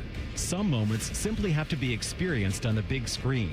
Never Stop Chasing, now playing in theaters. Get tickets at neverstopchasingfilm.com. Coghlan Kia of Dublin is now open, and we're offering grand opening savings at all 4 Coghlan Kia locations. Get 0% financing on select new 26 Kia Sportage and Sorrento. Pay 0 out of pocket when you lease a new 27 Seltos or 26 Sportage for $375 a month for 36 months. Get grand opening savings at Coghlan Kia. Coghlan has the car for you. With approved credit, 0% for 48 months equals $20.83 per 1,000 finance through Kia Motor Finance. Leases include 10,000 miles per year with 20 cents per mile over penalty. Excludes tax, title, and registration. No security deposit. See dealer for details. And 831.26. Bring bold flavor to every cookout with Billiards Plus. Shop top-of-the-line grills and turn every cookout into a win. Then bring the fun inside with pool tables, shuffleboard, and more. Everything for the ultimate game room. Billiards Plus. Grills, games, and good times. Online or on Dublin Center Drive in Dublin. If you dread dealing with your insurance more than you dread build-it-yourself furniture, with extremely vague instructions. What are these? Hieroglyphics? Then you might have Insuranoia. You should have NJM Insurance. They go to great lengths to do what's best for their policyholders. When it's too hot to go out, it's definitely too hot for your AC to go out. The Waterworks Heating and Cooling Pros are here to help. We offer fast repair and AC replacement for any cooling system when you need it. Plus, we're a premier Lennox dealer and can install an energy-efficient system for a great price. Call the Waterworks at 614-232-2222 or visit us online at thewaterworks.com. The Waterworks. Better care, better value, better results. Hi, I'm Dr. Kandula, founder of Advent. We know that when you breathe well, you live better. Just ask our patient Andy. As long as I can remember, I've had issues breathing through my nose. Since starting this journey and having this procedure done, day-to-day life has just gotten better. I'm able to do all the things that I want to do without having to think about breathing. I breathe through my nose. I sleep through the night. I don't wake up with headaches. Advent can deliver long-term results in about 20 minutes with simple in-office procedures. We diagnose and treat the root cause of nasal congestion, sinus pressure, sleep apnea, snoring, and allergies. 96% of patients with severe nasal breathing issues report improvement, and most major insurance plans are accepted. Best advice I can give anybody that has sinus, sleep issues, just get it checked out. Go in and have someone take a look at it. It's 100% worth it. The Fan has a secret radio station. It's called The Fan 2. You can listen to the Bob and Tom Show, Jim Rome, and Buckeye stuff. Why do they pay me big money to whisper? The Fan 2 is on the Fan's HD2 channel and streaming on the Fan app. You're welcome. The Fan Poll is sponsored by JT's Pizza and Pub, home of award-winning pizza and $2 tall boys. All day, every day. We firmly believe it's appropriate to tailgate before a youth soccer game. You're listening to Fan Sports Saturday. Dylan Tyrer, Tim May, Nate Puderbaugh with you this Saturday morning, about to be Saturday afternoon as we approach the end of hour number 2 of our program. Coming up in the final hour, we're going to be joined by Andrew Gillis of Cleveland.com. He covers the Buckeyes. He'll be chatting with us at 12:30. And before that, it's all NFL talk. Starting off with this, something that I absolutely hate, the idea of NFL expansion overseas, having teams that compete in the National Football League stationed in London, in Brazil, in Mexico, maybe even further than that, Japan, who knows? And earlier this week, NFL Commissioner Roger Goodell was chatting with former NFL player Marcus Kuhn, and he said this: at some point, there will be NFL teams outside the United States of America. I have no doubt that this will happen one day. I don't see how you make that happen, to be completely honest with you. Forcing guys from the United States to go live overseas to play in the NFL. And your argument could be, well, that happens in other sports. The biggest leagues are in America, so players, from Russia come over to play in the NHL. Players from the Caribbean or Japan come to play in Major League Baseball, etc. But those leagues are the best in the world, and they are here. The point is they come to play in the leagues. That's the key phrase. You're not forcing them to go elsewhere from where the league is. Outside the United States of America, or at least the 48 contiguous states, I think is what we're talking about here. Because can you see them putting a team in Hawaii? Possibly. I just don't think that the market would be large enough. I have the first idea of where they go. All right. Where? They go to Toronto. Exactly. That's what I was fixing to say. Yeah, you go across the border. Yeah, if you ever get the tariff thing figured out. I could certainly see that. I could see Montreal. them going into Canada if there's the hunger for football there. I think there's always been an agreement that they wouldn't interfere with each other when it came to the NFL and the CFL for some reason, because at one point they were competing. People don't remember this. Tom Cousineau was a first-round draft pick in both leagues, and he chose to go where? It was either Montreal or Toronto instead of going, I think, to Buffalo. So it's really funny how that got all settled out, that you could make more money going to the CFL way back when in the late 70s than you could being drafted in the NFL for their bonus babies and stuff. The thing is, I just looked it up as we were in break there. It's pretty much the same flying time from Chicago to London or Munich, Germany, as it is from Chicago to Hawaii. Yeah. And it's only about an hour and a half far longer flying time, but we're talking about 8.5 to 9 hours to like Sao Paulo. Actually, it's maybe even a little farther. A lot of people think that South America is closer to us than Europe, and it is not by any stretch. But and I think Nate can chime in on this. I think what you'd have to do is you'd have to have at least 2 teams over there, not one. Well, I think you make an entire European division, potentially an entire division, but at least 2, so you'd have travel partners, so to speak. Potentially 2 teams in London or 2 teams in England. Definitely one in London, Spain, Germany, etc. I just don't understand how you incentivize it so that American players want to go overseas to play for these teams. You're saying money, but how do you do that? Because contracts are contracts, free agency is free agency. You could be making $50 million playing in the United States versus $50 million playing in Europe. Yeah, but you're going to pick the U.S. every time. But if that team drafts you or signs you, depending on how long your contract is, they have control over you. So, but that's what you can just leave in free agency. But you got to get to that part, and then so you're just going to make a team every year of guys that are first 4 year. No, not every year. I mean, you would have guys under contract who would continue.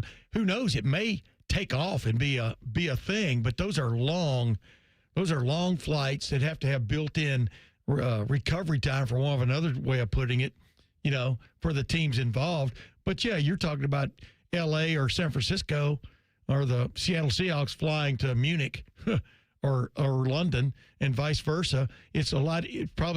As we're finding out with the expansion Big Ten, it's a lot easier on the teams that are in the eastern part of the United States to make one trip a year to the Pacific Coast and play one of those teams, as opposed to they have to play every other one of their league games flying at least 3-4 hours to Lincoln and east. So it would be an interesting experiment. They tried the European Football League there for a while and it kind of petered out. But I don't know.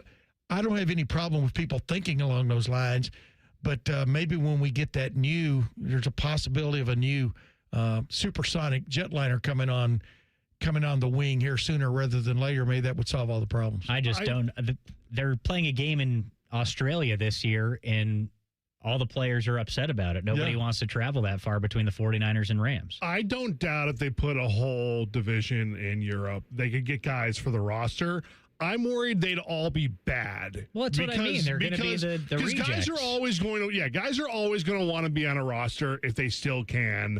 I'm worried it's going to be, I guess no one wants me, so I'll go to London. That's what I mean. It's like I just don't know how you incentivize actually good players to go play in Europe and live there for X amount of months a year. There would have to be all kinds of scheduling things put into it, one of which would be, like I said, I think you have to have at least 2, probably 4 teams in Europe. You maybe more than that, but, you would go and you'd make a trip and you would play 2 of those over 2 weeks.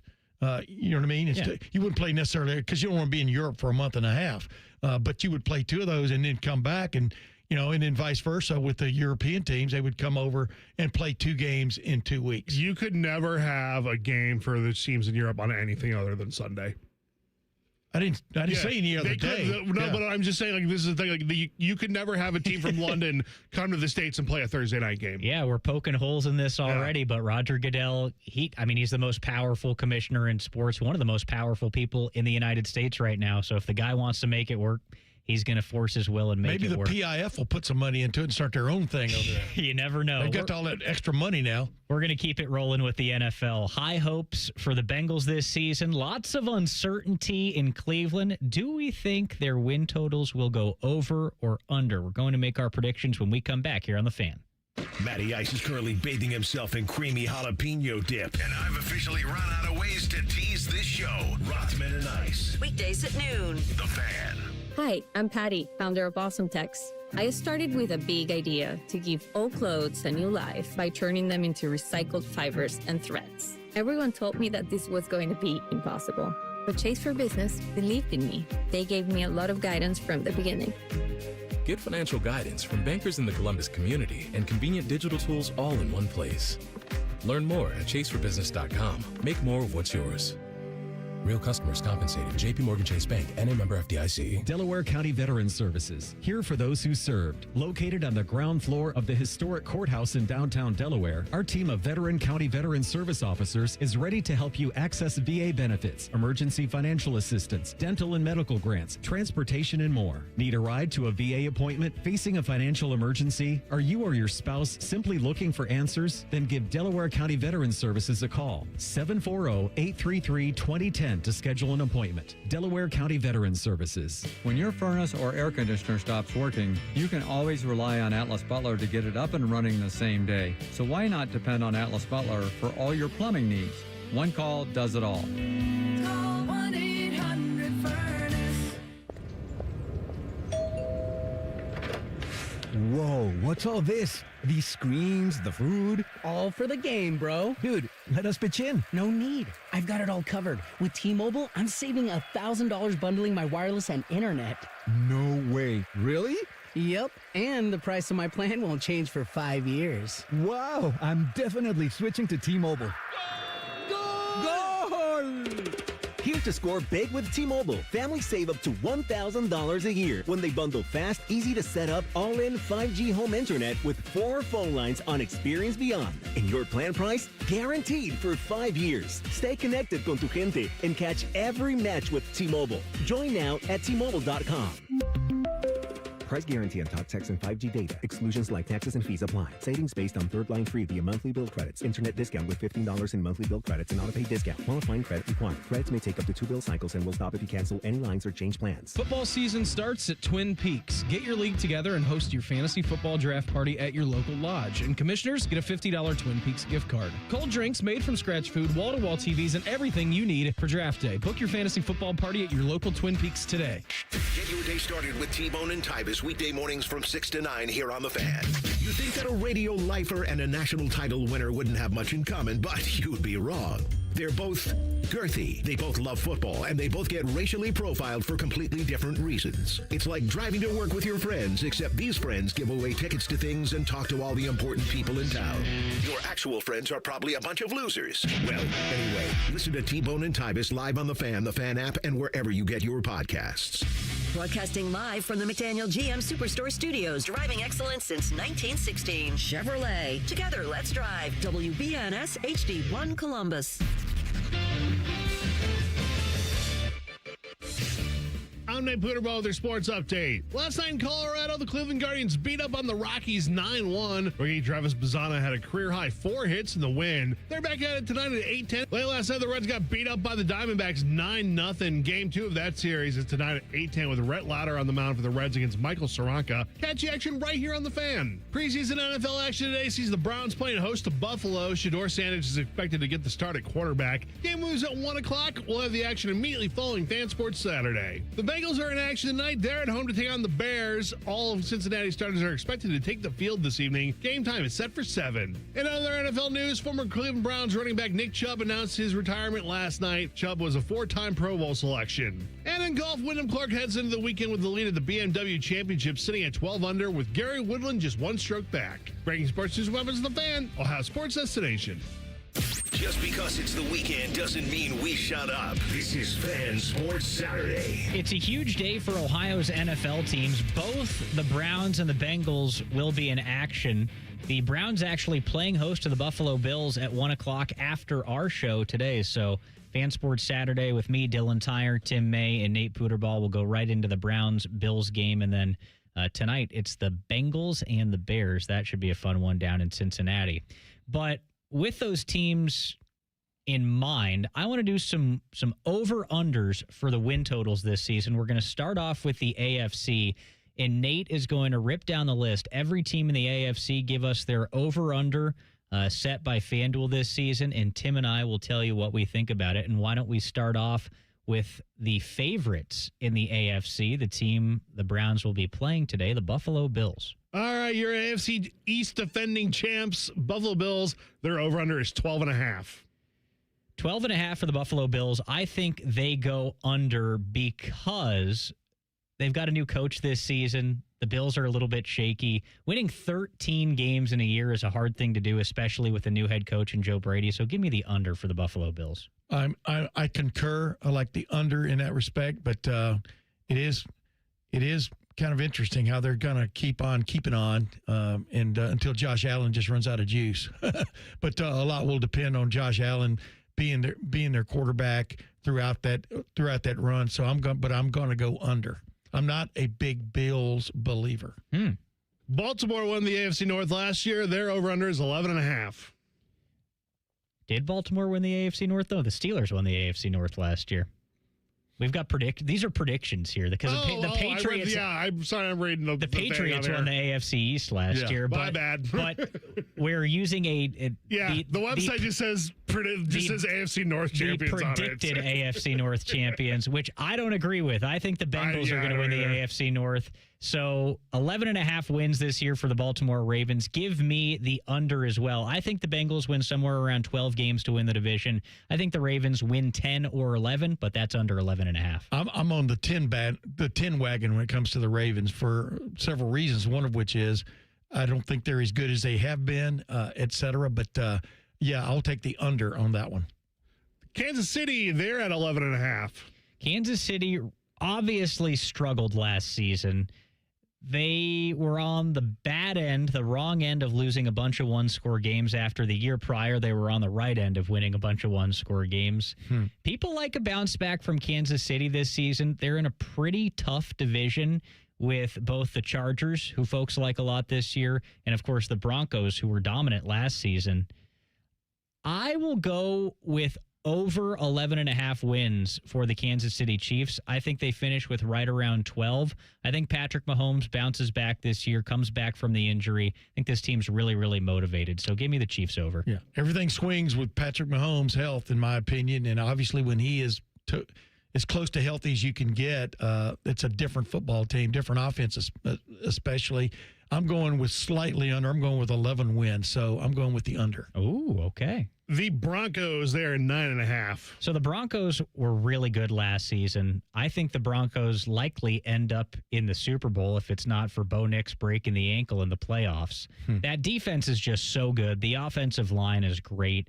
Give me 10 wins at least for the Denver Broncos this season for those reasons that I mentioned. Their over is 9.5, so give me that over. Yeah, I see a bad moon arising in a good way for the Denver Broncos, and I'm with you on the Bo Nix emphasis. So I'm seeing them over 9.5.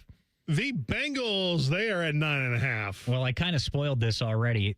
They've got the Bengals as a wild card team. NFL.com has their prediction. I think the Bengals win that division. I think Joe Burrow has a big year as long as they're able to keep him up right there. Correct. But the weapons are great. I think Chase Brown has a big season.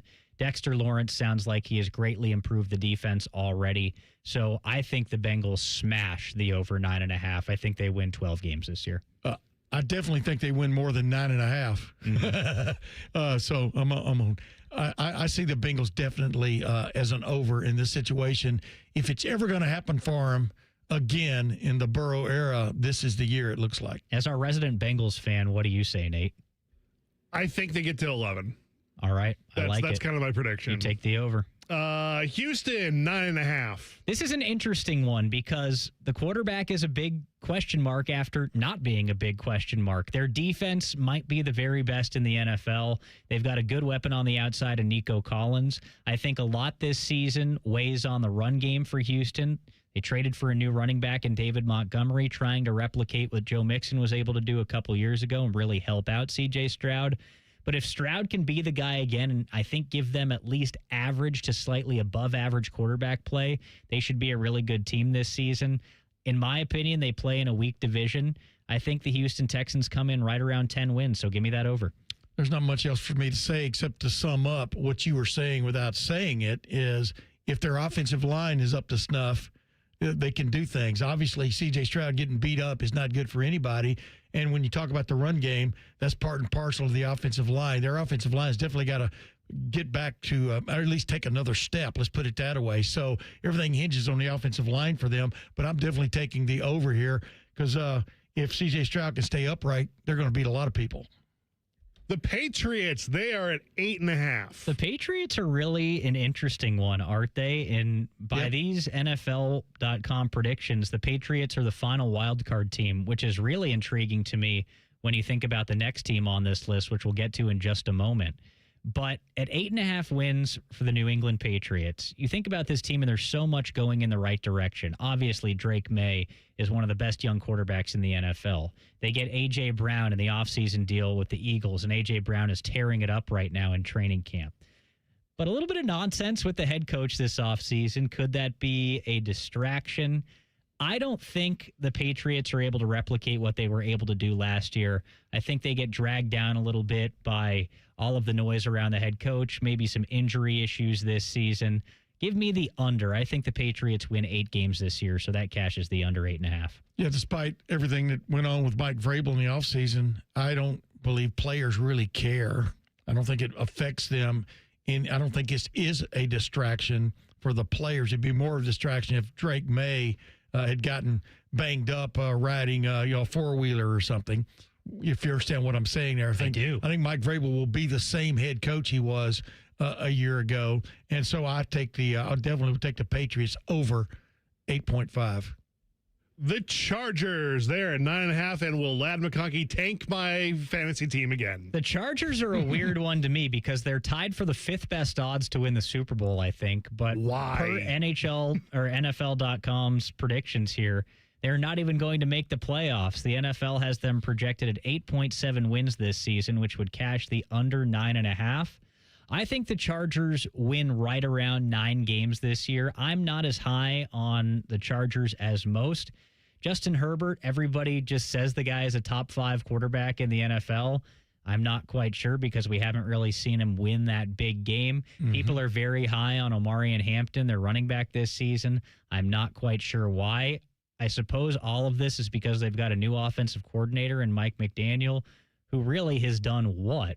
His team was horrible last year. I know the quarterback didn't help, but it's not like the Dolphins really did anything with Mike McDaniel. They had that one good regular season and then faded out in the playoffs. So give me the under for the Chargers. Mike McDaniel is much better when he has for want of another term, a consistent quarterback. And I agree with you on Herbert. What has he done of consequence? Mm-hmm. He's really good. Much like Phillip Rivers, captain meaningless stats. Exactly. What has he done of consequence? I'm with you there. I think they're going to push. What is the number we're going? What's the over-under we're actually looking at there? For 9.5 for the Chargers. I'm going to take them as an under, but barely make the playoffs. Okay.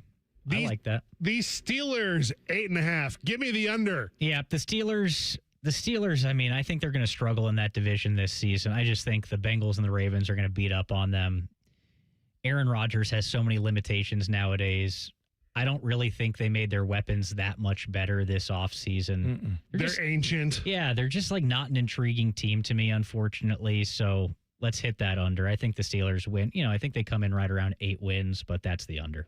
I'm going to stick with that until I see something different from them offensively in preseason. And preseason is not really the place to judge it, but it looks like a struggle for them again this year in terms of scoring points as far as I'm concerned. So that's the essence of the NFL anymore, is scoring more points than the other team. I don't know if you knew that or not, Dylan. I did.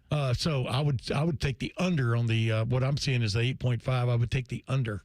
Jacksonville, they're at 7.5. See, the Jags, I think, aren't this bad. I mean, this is the 3rd worst win total in the AFC. I think the Jags likely finish 2nd in that division behind Houston. I think the Jags win 8 or 9 games this year, so give me the over. I can see the Jaguars getting to 9 wins this year because of what you're saying, but I do see a ceiling for them from that point on, but I will definitely take the over there.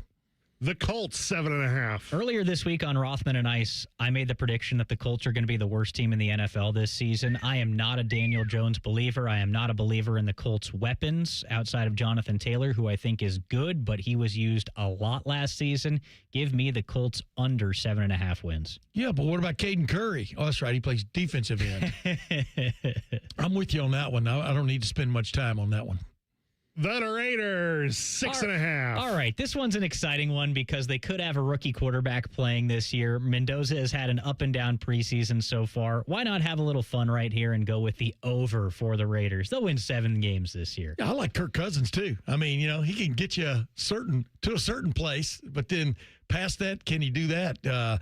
So I do like their quarterback situation both now and in the future because I'm a Fernando Mendoza backer, voted for him for the Heisman, et cetera. So I could see them going over just to have fun. All right. I like the rolling your R there for Fernando Mendoza. Very fun. I took 2 years of Spanish in high school and at least another year in college and still have a hard time ordering at Taco Bell. The AFC is wide open this year, but what about all that strength right at the top of the NFC? We're going to do this same exercise on the other side of the NFL aisle coming up on The Fan. We're known for three things: games, conversation, and Common Man yelling about things only he cares about. The Fan, Ohio's sports destination. Can anybody beat the Dodgers this year? If not, the Dodgers is trading at a 35.7% chance to win it all, meaning $100 will pay out $258.40. Baseball season is in full swing, and there's no better place to be than Kalshi, America's #1 prediction market platform. On Kalshi, you're trading against peers in a live market, meaning there's no house. And as the probability changes, you can buy in and out of your position. Trade the draft pick, the game, and more on Kalshi. Download Kalshi and use the promo code POWELL. That's POWELL to get up to $500 in bonus credits when you trade $25. Kalshi, trade anything. 18 plus only. Restrictions and eligibility requirements apply.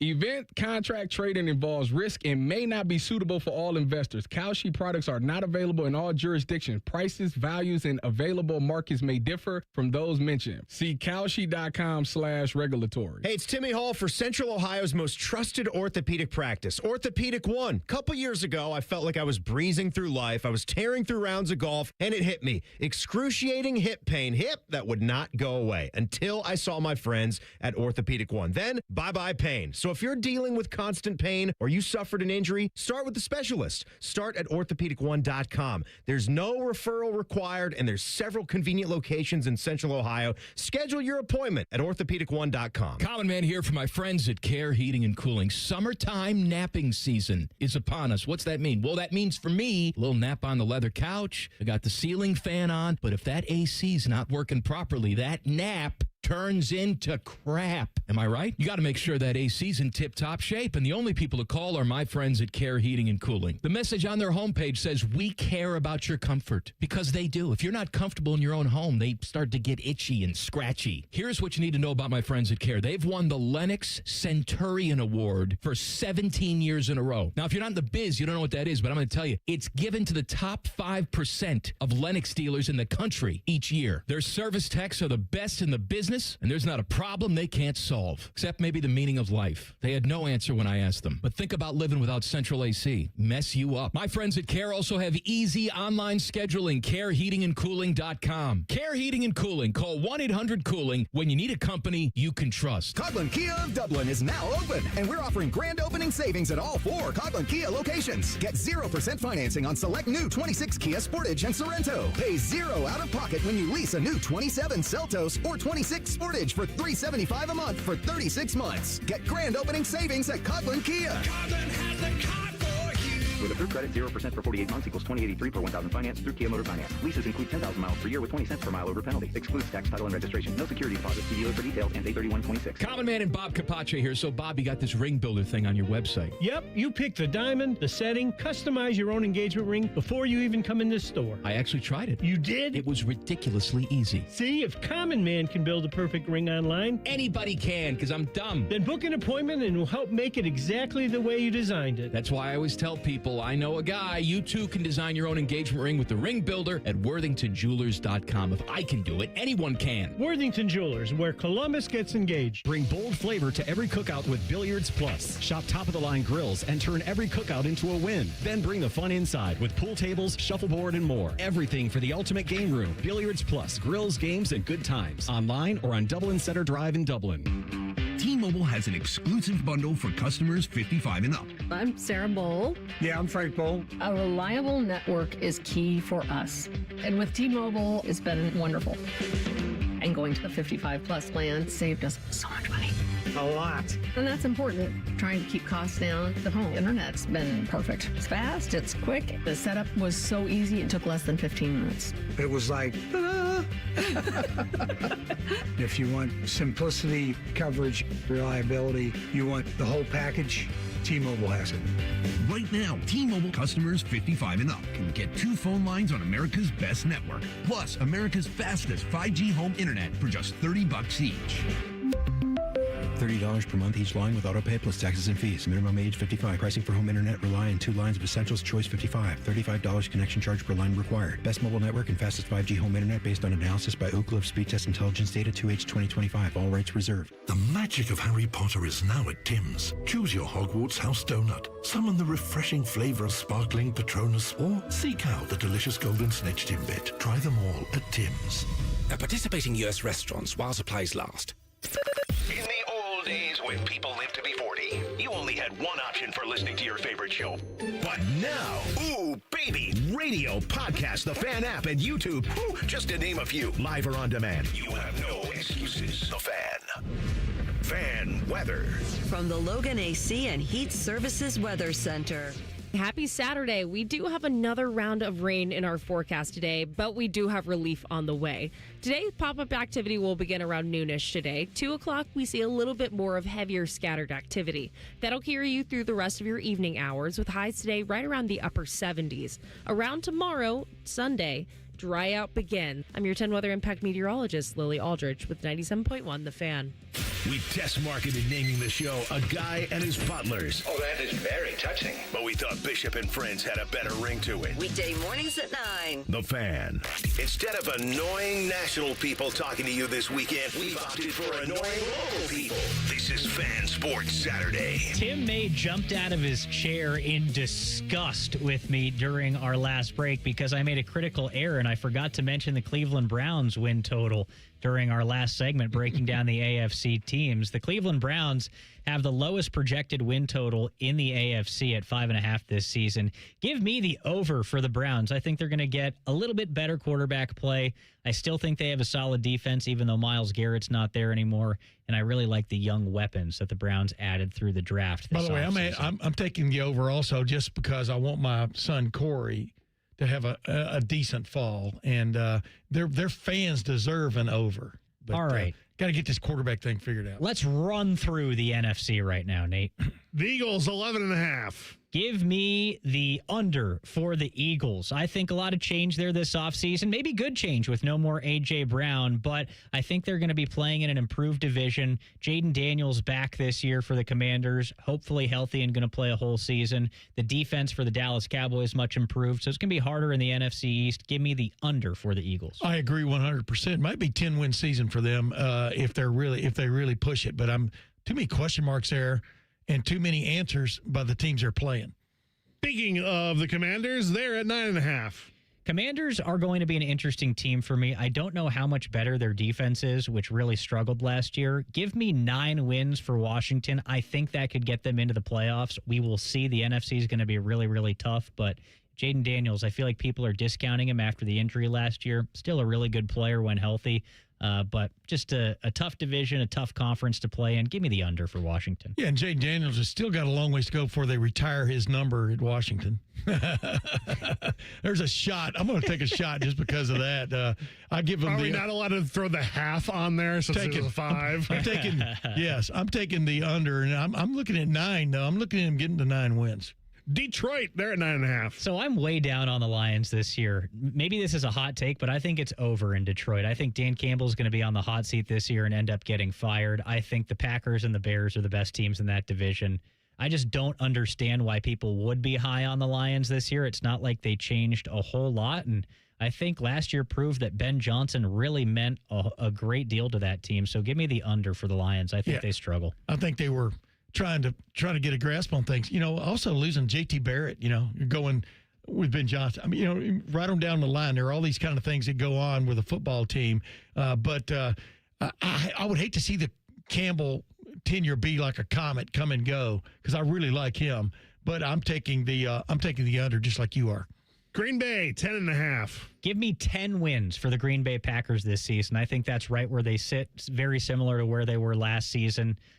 So I'm going to take the under, but I think they're going to be really good this year. Yeah, for example, Micah Parsons is banged up as usual. I think that's going to turn out to be a better trade for the Dallas Cowboys than a lot of people thought it was at the beginning, or at least a better turn of events. Let's put it that way for them. But Green Bay's always been a team the last many years I've had a trouble getting a real grasp on how good are they really. Yeah. So I'm going to take the under on the on the Green Bay Packers. Lots of hedging our bets on this one. Tampa Bay also 9.5. I think Tampa Bay goes under. I think the Saints are going to surprise a lot of people and win that division. I'm just not that high on the Bucs. I know Baker is very, very motivated right now. They just signed Vita Vea to make him happy, but I think Todd Bowles, their head coach, is a real issue. The health of their offensive line has been a question in the past. What will happen at the running back position with Bucky Irving? No more Mike Evans there. Give me the under. You did a lot of research on that, but I will take the over there because I think Baker finally has another moment. Let's put it, by moment I mean season, where you just kind of go, Browns, man, why couldn't you have been more patient? Let the guy get healthy, then make a decision. But I'm going to go the over there just for the fun of it. The Niners 10.5. For the heck of it, why don't you just give me the over? This team is just marred by injury every year.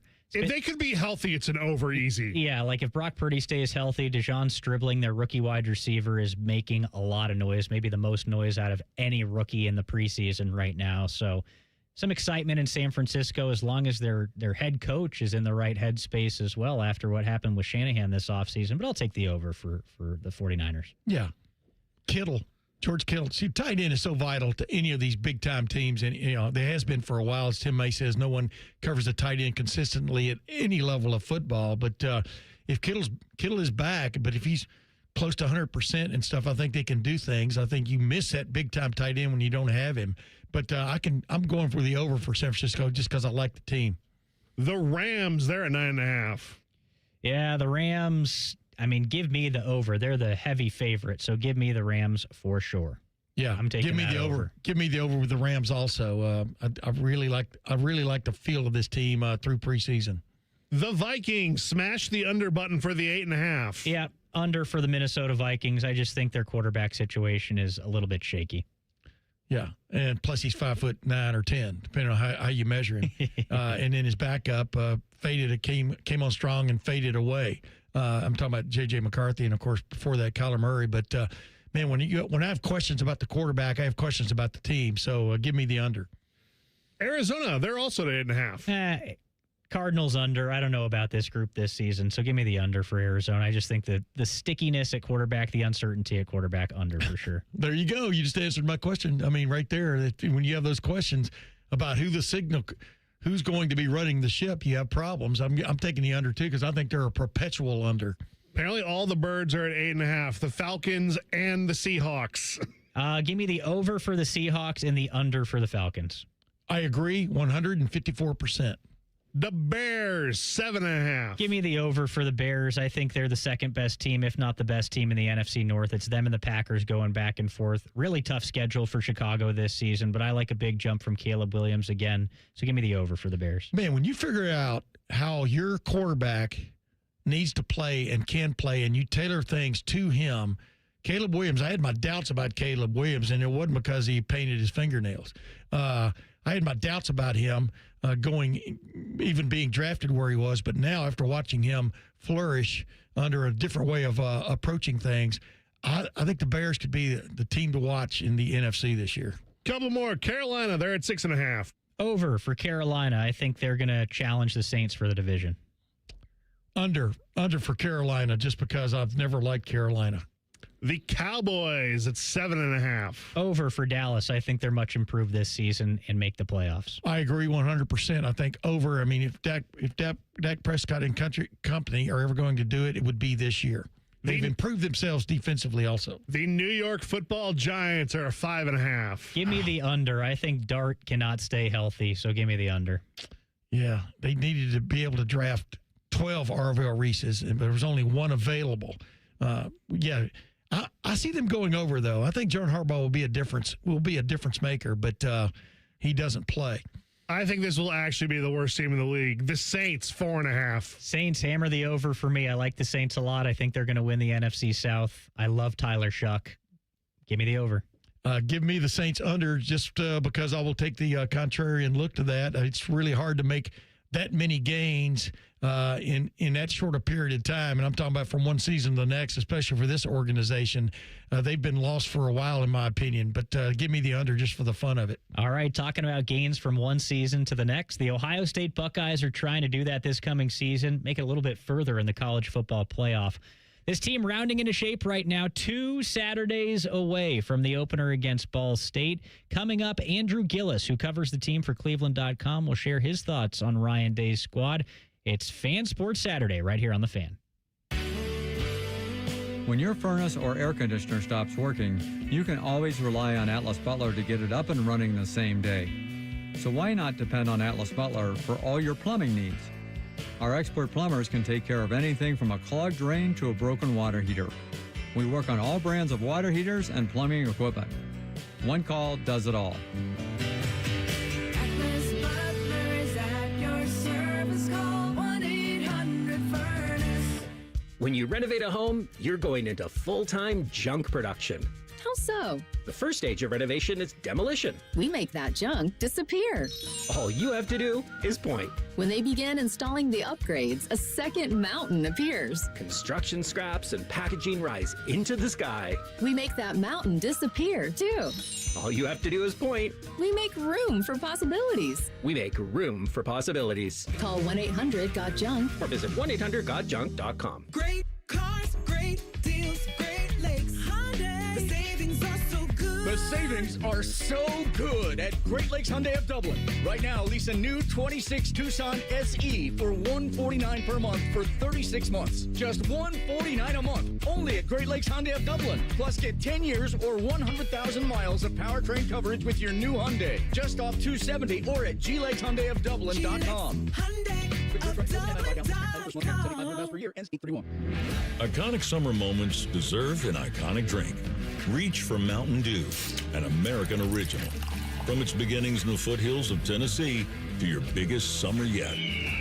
The refreshing citrus kick of Mountain Dew is the perfect companion to your American summer adventures. Enjoy the refreshing citrus kick of Mountain Dew. Tasting great since '48. Look for Mountain Dew in stores near you at MountainDew.com. That's MountainDew.com.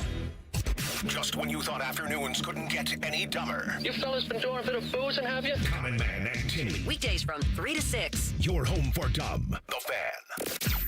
Sports talk, weekend style. You're listening to Fan Sports Saturday. We're sending it back out to the Bryant Heating and Cooling Systems fan guest hotline to talk a little bit more about Ryan Day's Ohio State Buckeyes with Andrew Gillis. He covers the team for Cleveland.com. Andrew, thanks so much for being with us. We really appreciate you taking the time. I want to talk to you about the Ohio State wide receiver room first, because for me, that's one of the biggest question marks going into the season. You know, who's going to step up behind Jeremiah Smith? I know that you like Devin McEwen a lot. Tell me why. Yeah, I think with Devin McEwen, I think we've seen kind of the early flashes here in fall camp, right? I think it was maybe the second practice of fall camp that, he had a really, really strong day. I think there has been a little bit of up and down, and I think that's the interesting thing about this receiving core after Jeremiah Smith, right? You've got, Brandon Ennis, who everybody's looking to take a step forward after, the year where he was very clearly third in line. You've got Devin McEwen, a UTSA transfer. You've got Kyle Parker coming from LSU, who's been hurt a little bit, but he didn't really put up a ton of stats at LSU. Then you've got the two freshmen in Chris Henry Jr. and Brock Boyd. So it's an interesting room to see who can kind of take this leap. I do think Devin McEwen is probably going to be one of the three. And if I had to guess right now, like when they go down to Austin, Texas in a few weeks, I think it's going to be Jeremiah Smith, Devin McEwen, and Brandon Ennis as their starting receiving core. And I think Ohio State fans feel okay about that, especially with what Ohio State has said about trying to increase run after catch this year. I think McEwen gives you that. Okay, can you tell me a little bit more about Brock Boyd? Because he's been a very intriguing and maybe under the radar name throughout camp, but you keep hearing his name. Why is that? Yeah, he's just one of those dudes that's always impressed. It's kind of funny you say like under the radar. You reach a point where it's like you see this a lot in the NFL or in the NBA or whatever, and after so many years of saying a dude's underrated, at some point they just become properly rated.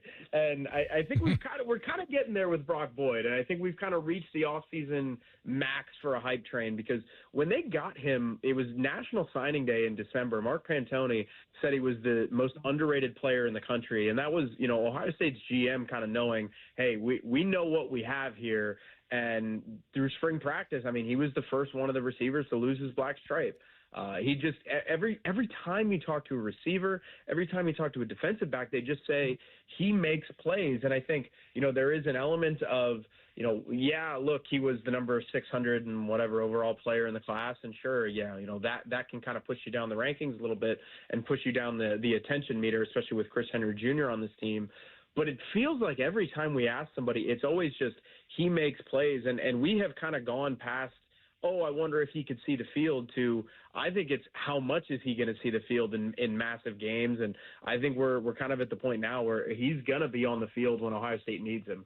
Yeah, I agree, man. I mean, too many people are talking about him in gushing terms, as we were talking about earlier. And then past that, I mean, when Jermaine Matthews, you were there probably a couple days ago when Jermaine Matthews just was going on about him, and he didn't even have the words to describe him. But he was really saying, in my mind, and I don't know if you agree, he is competitive as heck. I said hell earlier, but he is about as competitive as heck as anybody they've got in that receiving group. But I want to ask you, man, my take is, if these freshmen look as good as they do, don't you play them sooner rather than later? I'm talking about in the wide receiver room. Chris Henry Jr. is imposing if they just put him out on the field, much less if he makes plays. And then Brock Boyd, I think he's deserved, or at least it sounds like he's earned maybe much more earlier a nod than maybe they might be willing to give him. What's your take on that? Yeah, I would throw these kids out there early, not just because I think, you want to see what you have, but I think you probably think they're good enough to be in the rotation, whether they were freshmen or whether they were seniors. So, I'd put these guys out there soon, because I think right now the old guard of Ohio State receiving corps, and that's, Brandon Ennis, Devin McEwen, Kyle Parker, like the older veteran guys. And like Parker, I think at this point is probably a little bit down on the depth chart, like I said, just kind of being heard and, right, with what other guys have flashed. I think those guys represent the floor, but I think the freshmen, they might have a higher ceiling than what you've seen. Now, you don't want to just say, every new car has the greatest potential, and as soon as you drive it off the lot, it's over. But I do think the freshmen could be really, really good, and it would not stun me if, you get these guys out there against Texas and, early on in the year, and they start to pop and they start to flash, and that consistency starts to come through. You get towards the end of the season, maybe against Oregon on November 7th or something like that. If the majority of the receiver reps go to Jeremiah Smith, Chris Henry Jr., and Brock Boyd, would not surprise me in the slightest. So I think they're going to play him early, and if they flash, they're going to keep putting them out there. Yeah, what's your take at linebacker right now, my friend? I mean, I like Riley Pettijohn, Peyton Pierce, the Texas connection there and stuff. But TJ Alford has come on because he got all the benefits of people not being around in the spring, so he got to practice more, et cetera. But what is your take about what's going on at linebacker, and what do you see as maybe from your vantage point the top four? I could give you mine, but I'd rather have yours. Yeah, that's probably where I'm at with the four. I think it's Pierce and Allegro, and then Pettijohn and Alford in that order. Mm-hmm. And I think the thing with that linebacking core is like Christian Allegro, I think, just gives you some versatility. I think it's foolish to say, Ohio State's just simply going to replace Sonny Styles and Arvell Reese in a 1-for-1. Like that's not going to happen. Nope. It's impossible to happen. And I don't mean that as disrespectful to what the guys in the room are, but I think Allegro gives you this element of, if you're going to play some teams that, maybe go 2 tight end sets, or they're trying to run the ball a little bit, you can put Allegro and Pettijohn out there. And I think both those guys can kind of rush off the edge. Both those guys can kind of rush in different type of ways. They can play off ball. You know what? This to me, the talent might not be there with what you had last year. And again, when you lose the 5th and the 7th overall picks in the NFL draft, that's a reasonable thing to expect. But I think this year's unit has a lot of versatility and a lot more depth than maybe last year's unit have. Because, we didn't even mention Garrett Stover, and they really liked him this offseason. Yep. We've heard Eli Lee's name come up a lot. People keep talking about Sincere Johnson, the freshman. Like, I think this room is really, really deep, and the way that they can be so versatile, I think it gives Matt Patricia, James Laurinaitis, like a ton of different options just in how you want to do it, whether it's a 3-man front, a 4-man front, a 3 linebacking core, a 2 linebacking core. You've got options there, and I think that's the biggest thing for them right now. Yeah, and Allegro, for example, a transfer from Wisconsin, this dude's played at a high level and delivered and stuff. There's a kind of a feel about him that's kind of a gritty feel. Do you agree with that? I mean, that he will get down and dirty with you even if you're playing on artificial turf. Oh, yeah, 100%. I mean, every picture you look at that guy, it felt like he played like half the season with like a broken arm or something like that. Right. Allegro is one of those guys to me where, I think if you were to go through Ohio State's defense and say, which one of these guys are not coming off the field, I think you could point to a couple of different guys and, Kenyatta Jackson, Jalen McClain, or a little like Devin Sanchez. Like, I think you could kind of just run down the list. And I think Allegro, from everything you hear, everything you see, and just kind of people you talk to, I think Allegro is kind of more towards that list than not. And I think Allegro is going to be one of those guys where you don't want to take him off the field for all the things you just mentioned to him, where it's like physicality, grittiness, aggressiveness, and versatility too. It's just, I think he's going to be a really, really valuable part of this defense. Talking with Andrew Gillis, he covers the Buckeyes for Cleveland.com. Andrew, we're 14 days away from the Ohio State opener against Ball State, which is almost incredible to think about how close it is now. For you, what is the most pressing question? Like, what still remains to be shored up for Ohio State before this season begins? Yeah, I think before the season begins, I think the number one thing you got to point to is the offensive line and just kind of what that configuration is going to look like. It seems as if it could be Ceraveld at right guard, and that means that Ian Moore has moved to left tackle, and that's just kind of maybe the neatest, cleanest exchange of things, where you have Moore and Daniels as your tackles, and Montgomery, Hinsman, and Ceraveld as your interior on the offensive line. I think that is the interesting thing of what maybe we could see, because if we opened the season and we're talking about the Texas game right now, and if it was Texas just like it was last year, I don't think we're having a conversation about Ryan Day saying, here's what the line is going to be. I think he's going to keep those cards close to the vest. But because you have a game before that, I don't think you want to mess with that too much. So I think we're going to see the starting offensive line for what it's going to be against Ball State. That's before the game. And then, that's kind of it right now. It feels like we've kind of reached that point of August where it's like, man, we've talked so much about it. We've prognosticated. We've hypothesized. We've done all those type of things. And now it's just, what is this team going to look like? It feels like we know all the possibilities, but now it's just, all right, let's go see it. Hey, let's think. To me, a great development in terms of the Buckeyes is the way even Isaiah West was gushing about Bo Jackson. Because we all were hot and bothered, not hot and bothered, but hot to try to go explain the news that, in fact, Isaiah West seemed to be running with the first team, so to speak, in those first three practices we got to watch. But the bottom line is Bo Jackson has taken the bid, it sounds like, because everybody's talking about him. And, of course, everybody's talking a lot about Isaiah West. But what's your take on that running back room? Because as Ryan Day said at the start of camp, that was where probably had his first big question mark. It was going to be that. But, heck, the two guys I just mentioned didn't even take part in the spring. So what is your feel about that running back situation? Yeah, I mean, I think this has gone pretty much exactly as good as you could have hoped for if you were Ohio State, talking about this running back room, because I got told by somebody in the offseason that he was like, the name that nobody's talking about, that he pointed at me and said, you all forget, is Isaiah West, and he was kind of saying, look, does everything we ask him, listens to Coach McMurray, the strength coach, listens to Coach Lachlan, listens to everybody, does what he's supposed to do. And I think we saw that early on, right? In the first couple of days of fall camp, right, he was getting first team reps, and he was and he looked good too. It wasn't just that he was kind of handed that. I thought he looked pretty good while he was doing that. So, Isaiah West kind of shining a little bit, being part of that rotation is a big deal. But then it just seems like over these last couple of practices, Bo Jackson has been really, really good. And the explosiveness of Ohio State's offense is going to need to take a step forward this year because, yeah, you still have Jeremiah Smith, but Carnell Tate's gone. And Carnell Tate, it's hard to double two top guys like that. And when you don't have, a top 5 overall pick at receiver, and I don't think Ennis or Chris Henry Jr. is going to play like that. I don't know if you're going to replace that production of Carnell Tate, and I think that's why they've been so focused on yards after the catch.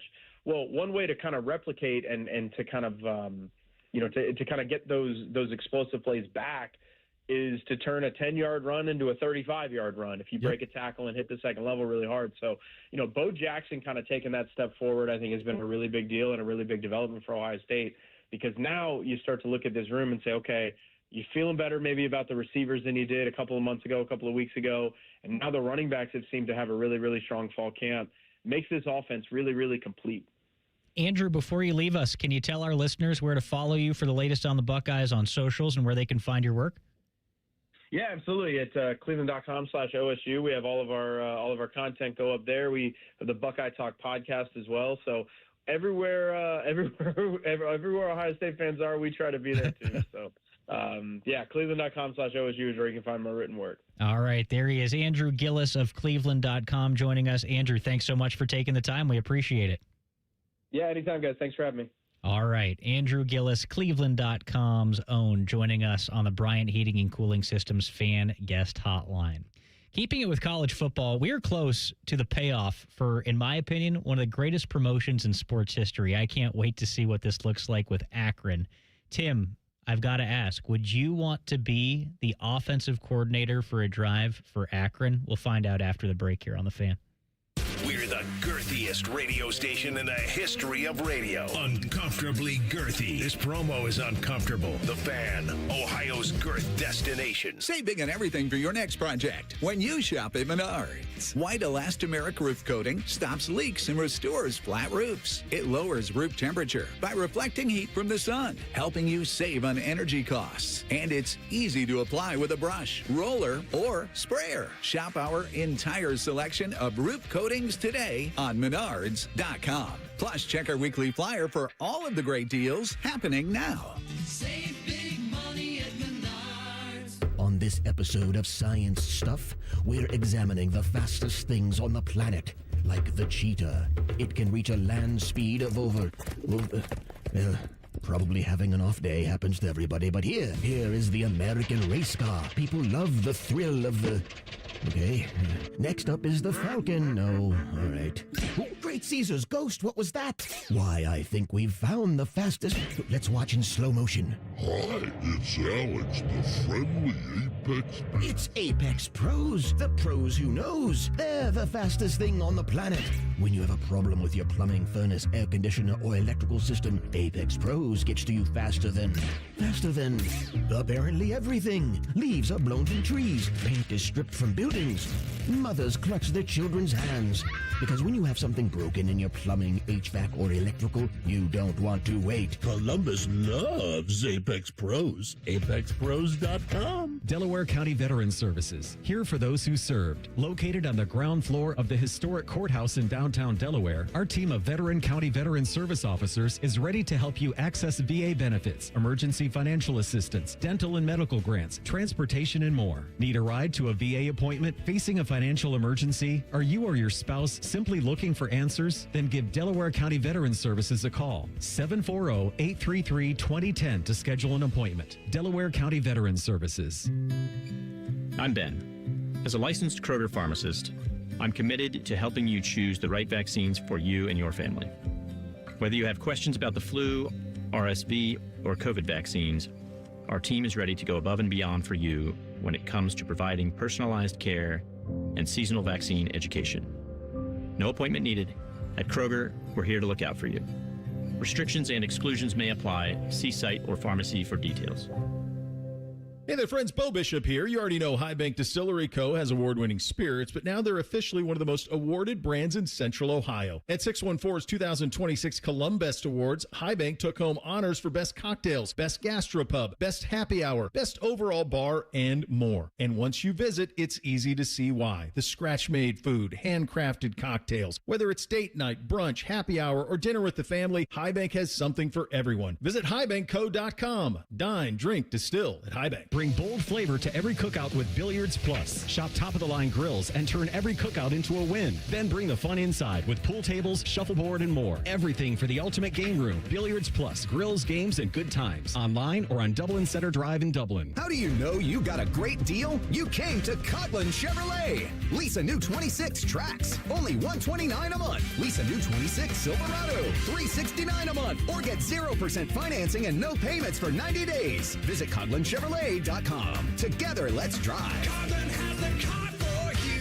36-month lease, $44.98. Due at signing includes $398 fee plus tax, title, and registration. 10,000 miles per year, 25 cents per mile over. 0% for 60 months equals $16.67 for 1,000 finance with approved credit through GM Financial. See dealer for details. Ends 8/31/26. The magic of Harry Potter is now at Tim's. Choose your Hogwarts house donut. Summon the refreshing flavor of sparkling Patronus, or seek out the delicious golden snitch Timbit. Try them all at Tim's.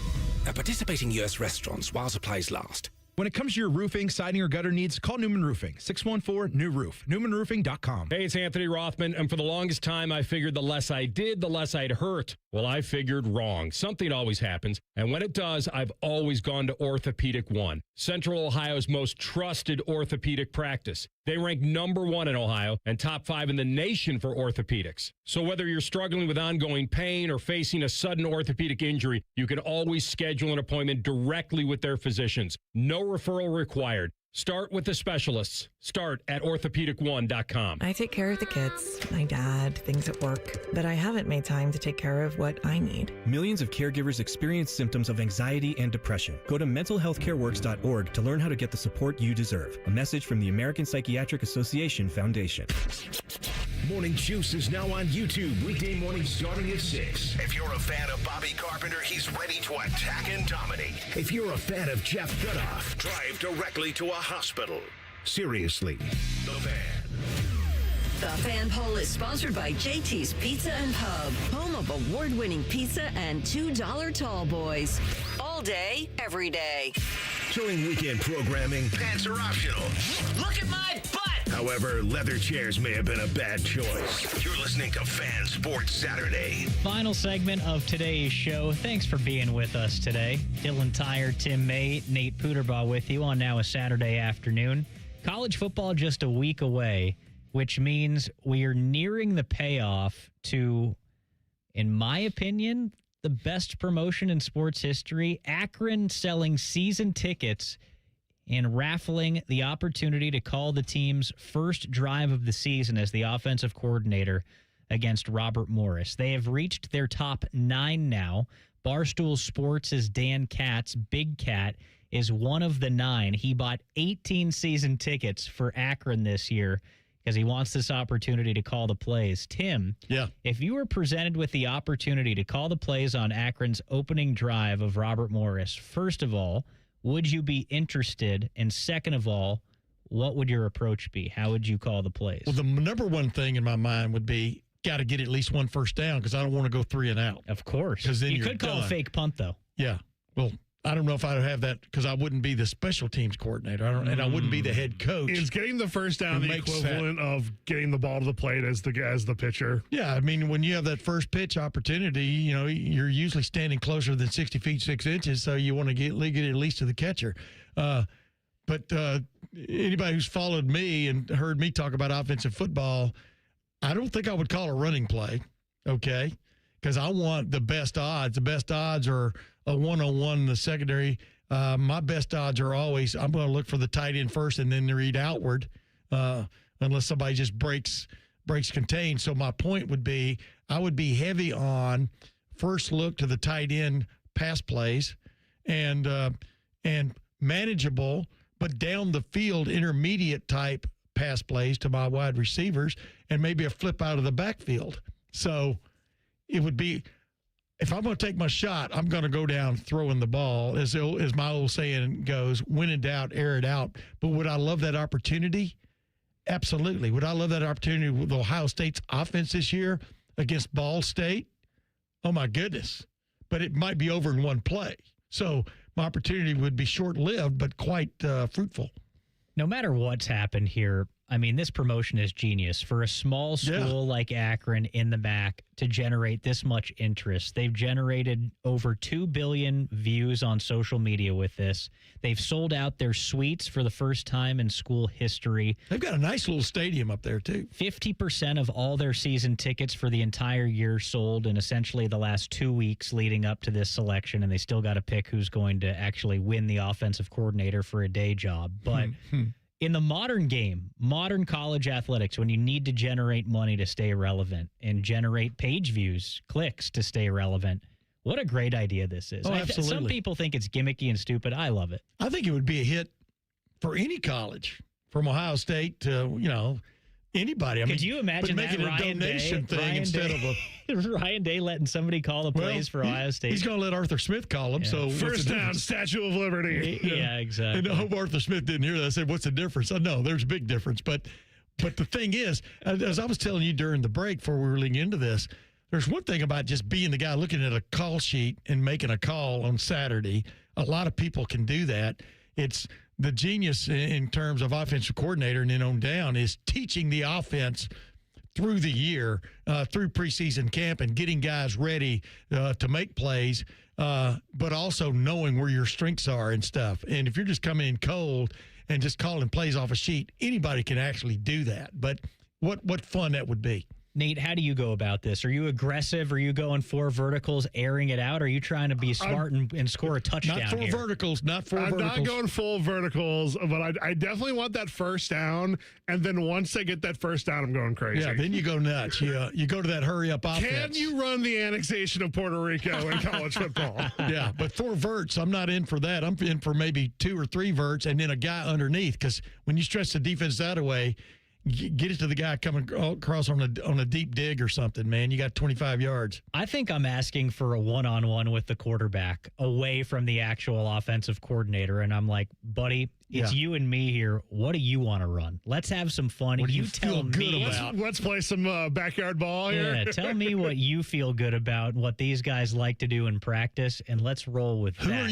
Who can you throw it to that you know is going to run the proper route and catch the ball? See, because that's part of my beginning here in usurping the actual offensive coordinator. I get that groundwork. I lay that groundwork and lay that foundation with the quarterback and say maybe it goes well. He's like, I kind of like that guy. So that's how I actually become the real OC. And I would get my quarterback out on the edge a few times because I don't know anything about the offensive line, where they can protect, where they can stuff Bob Morris or not, you know.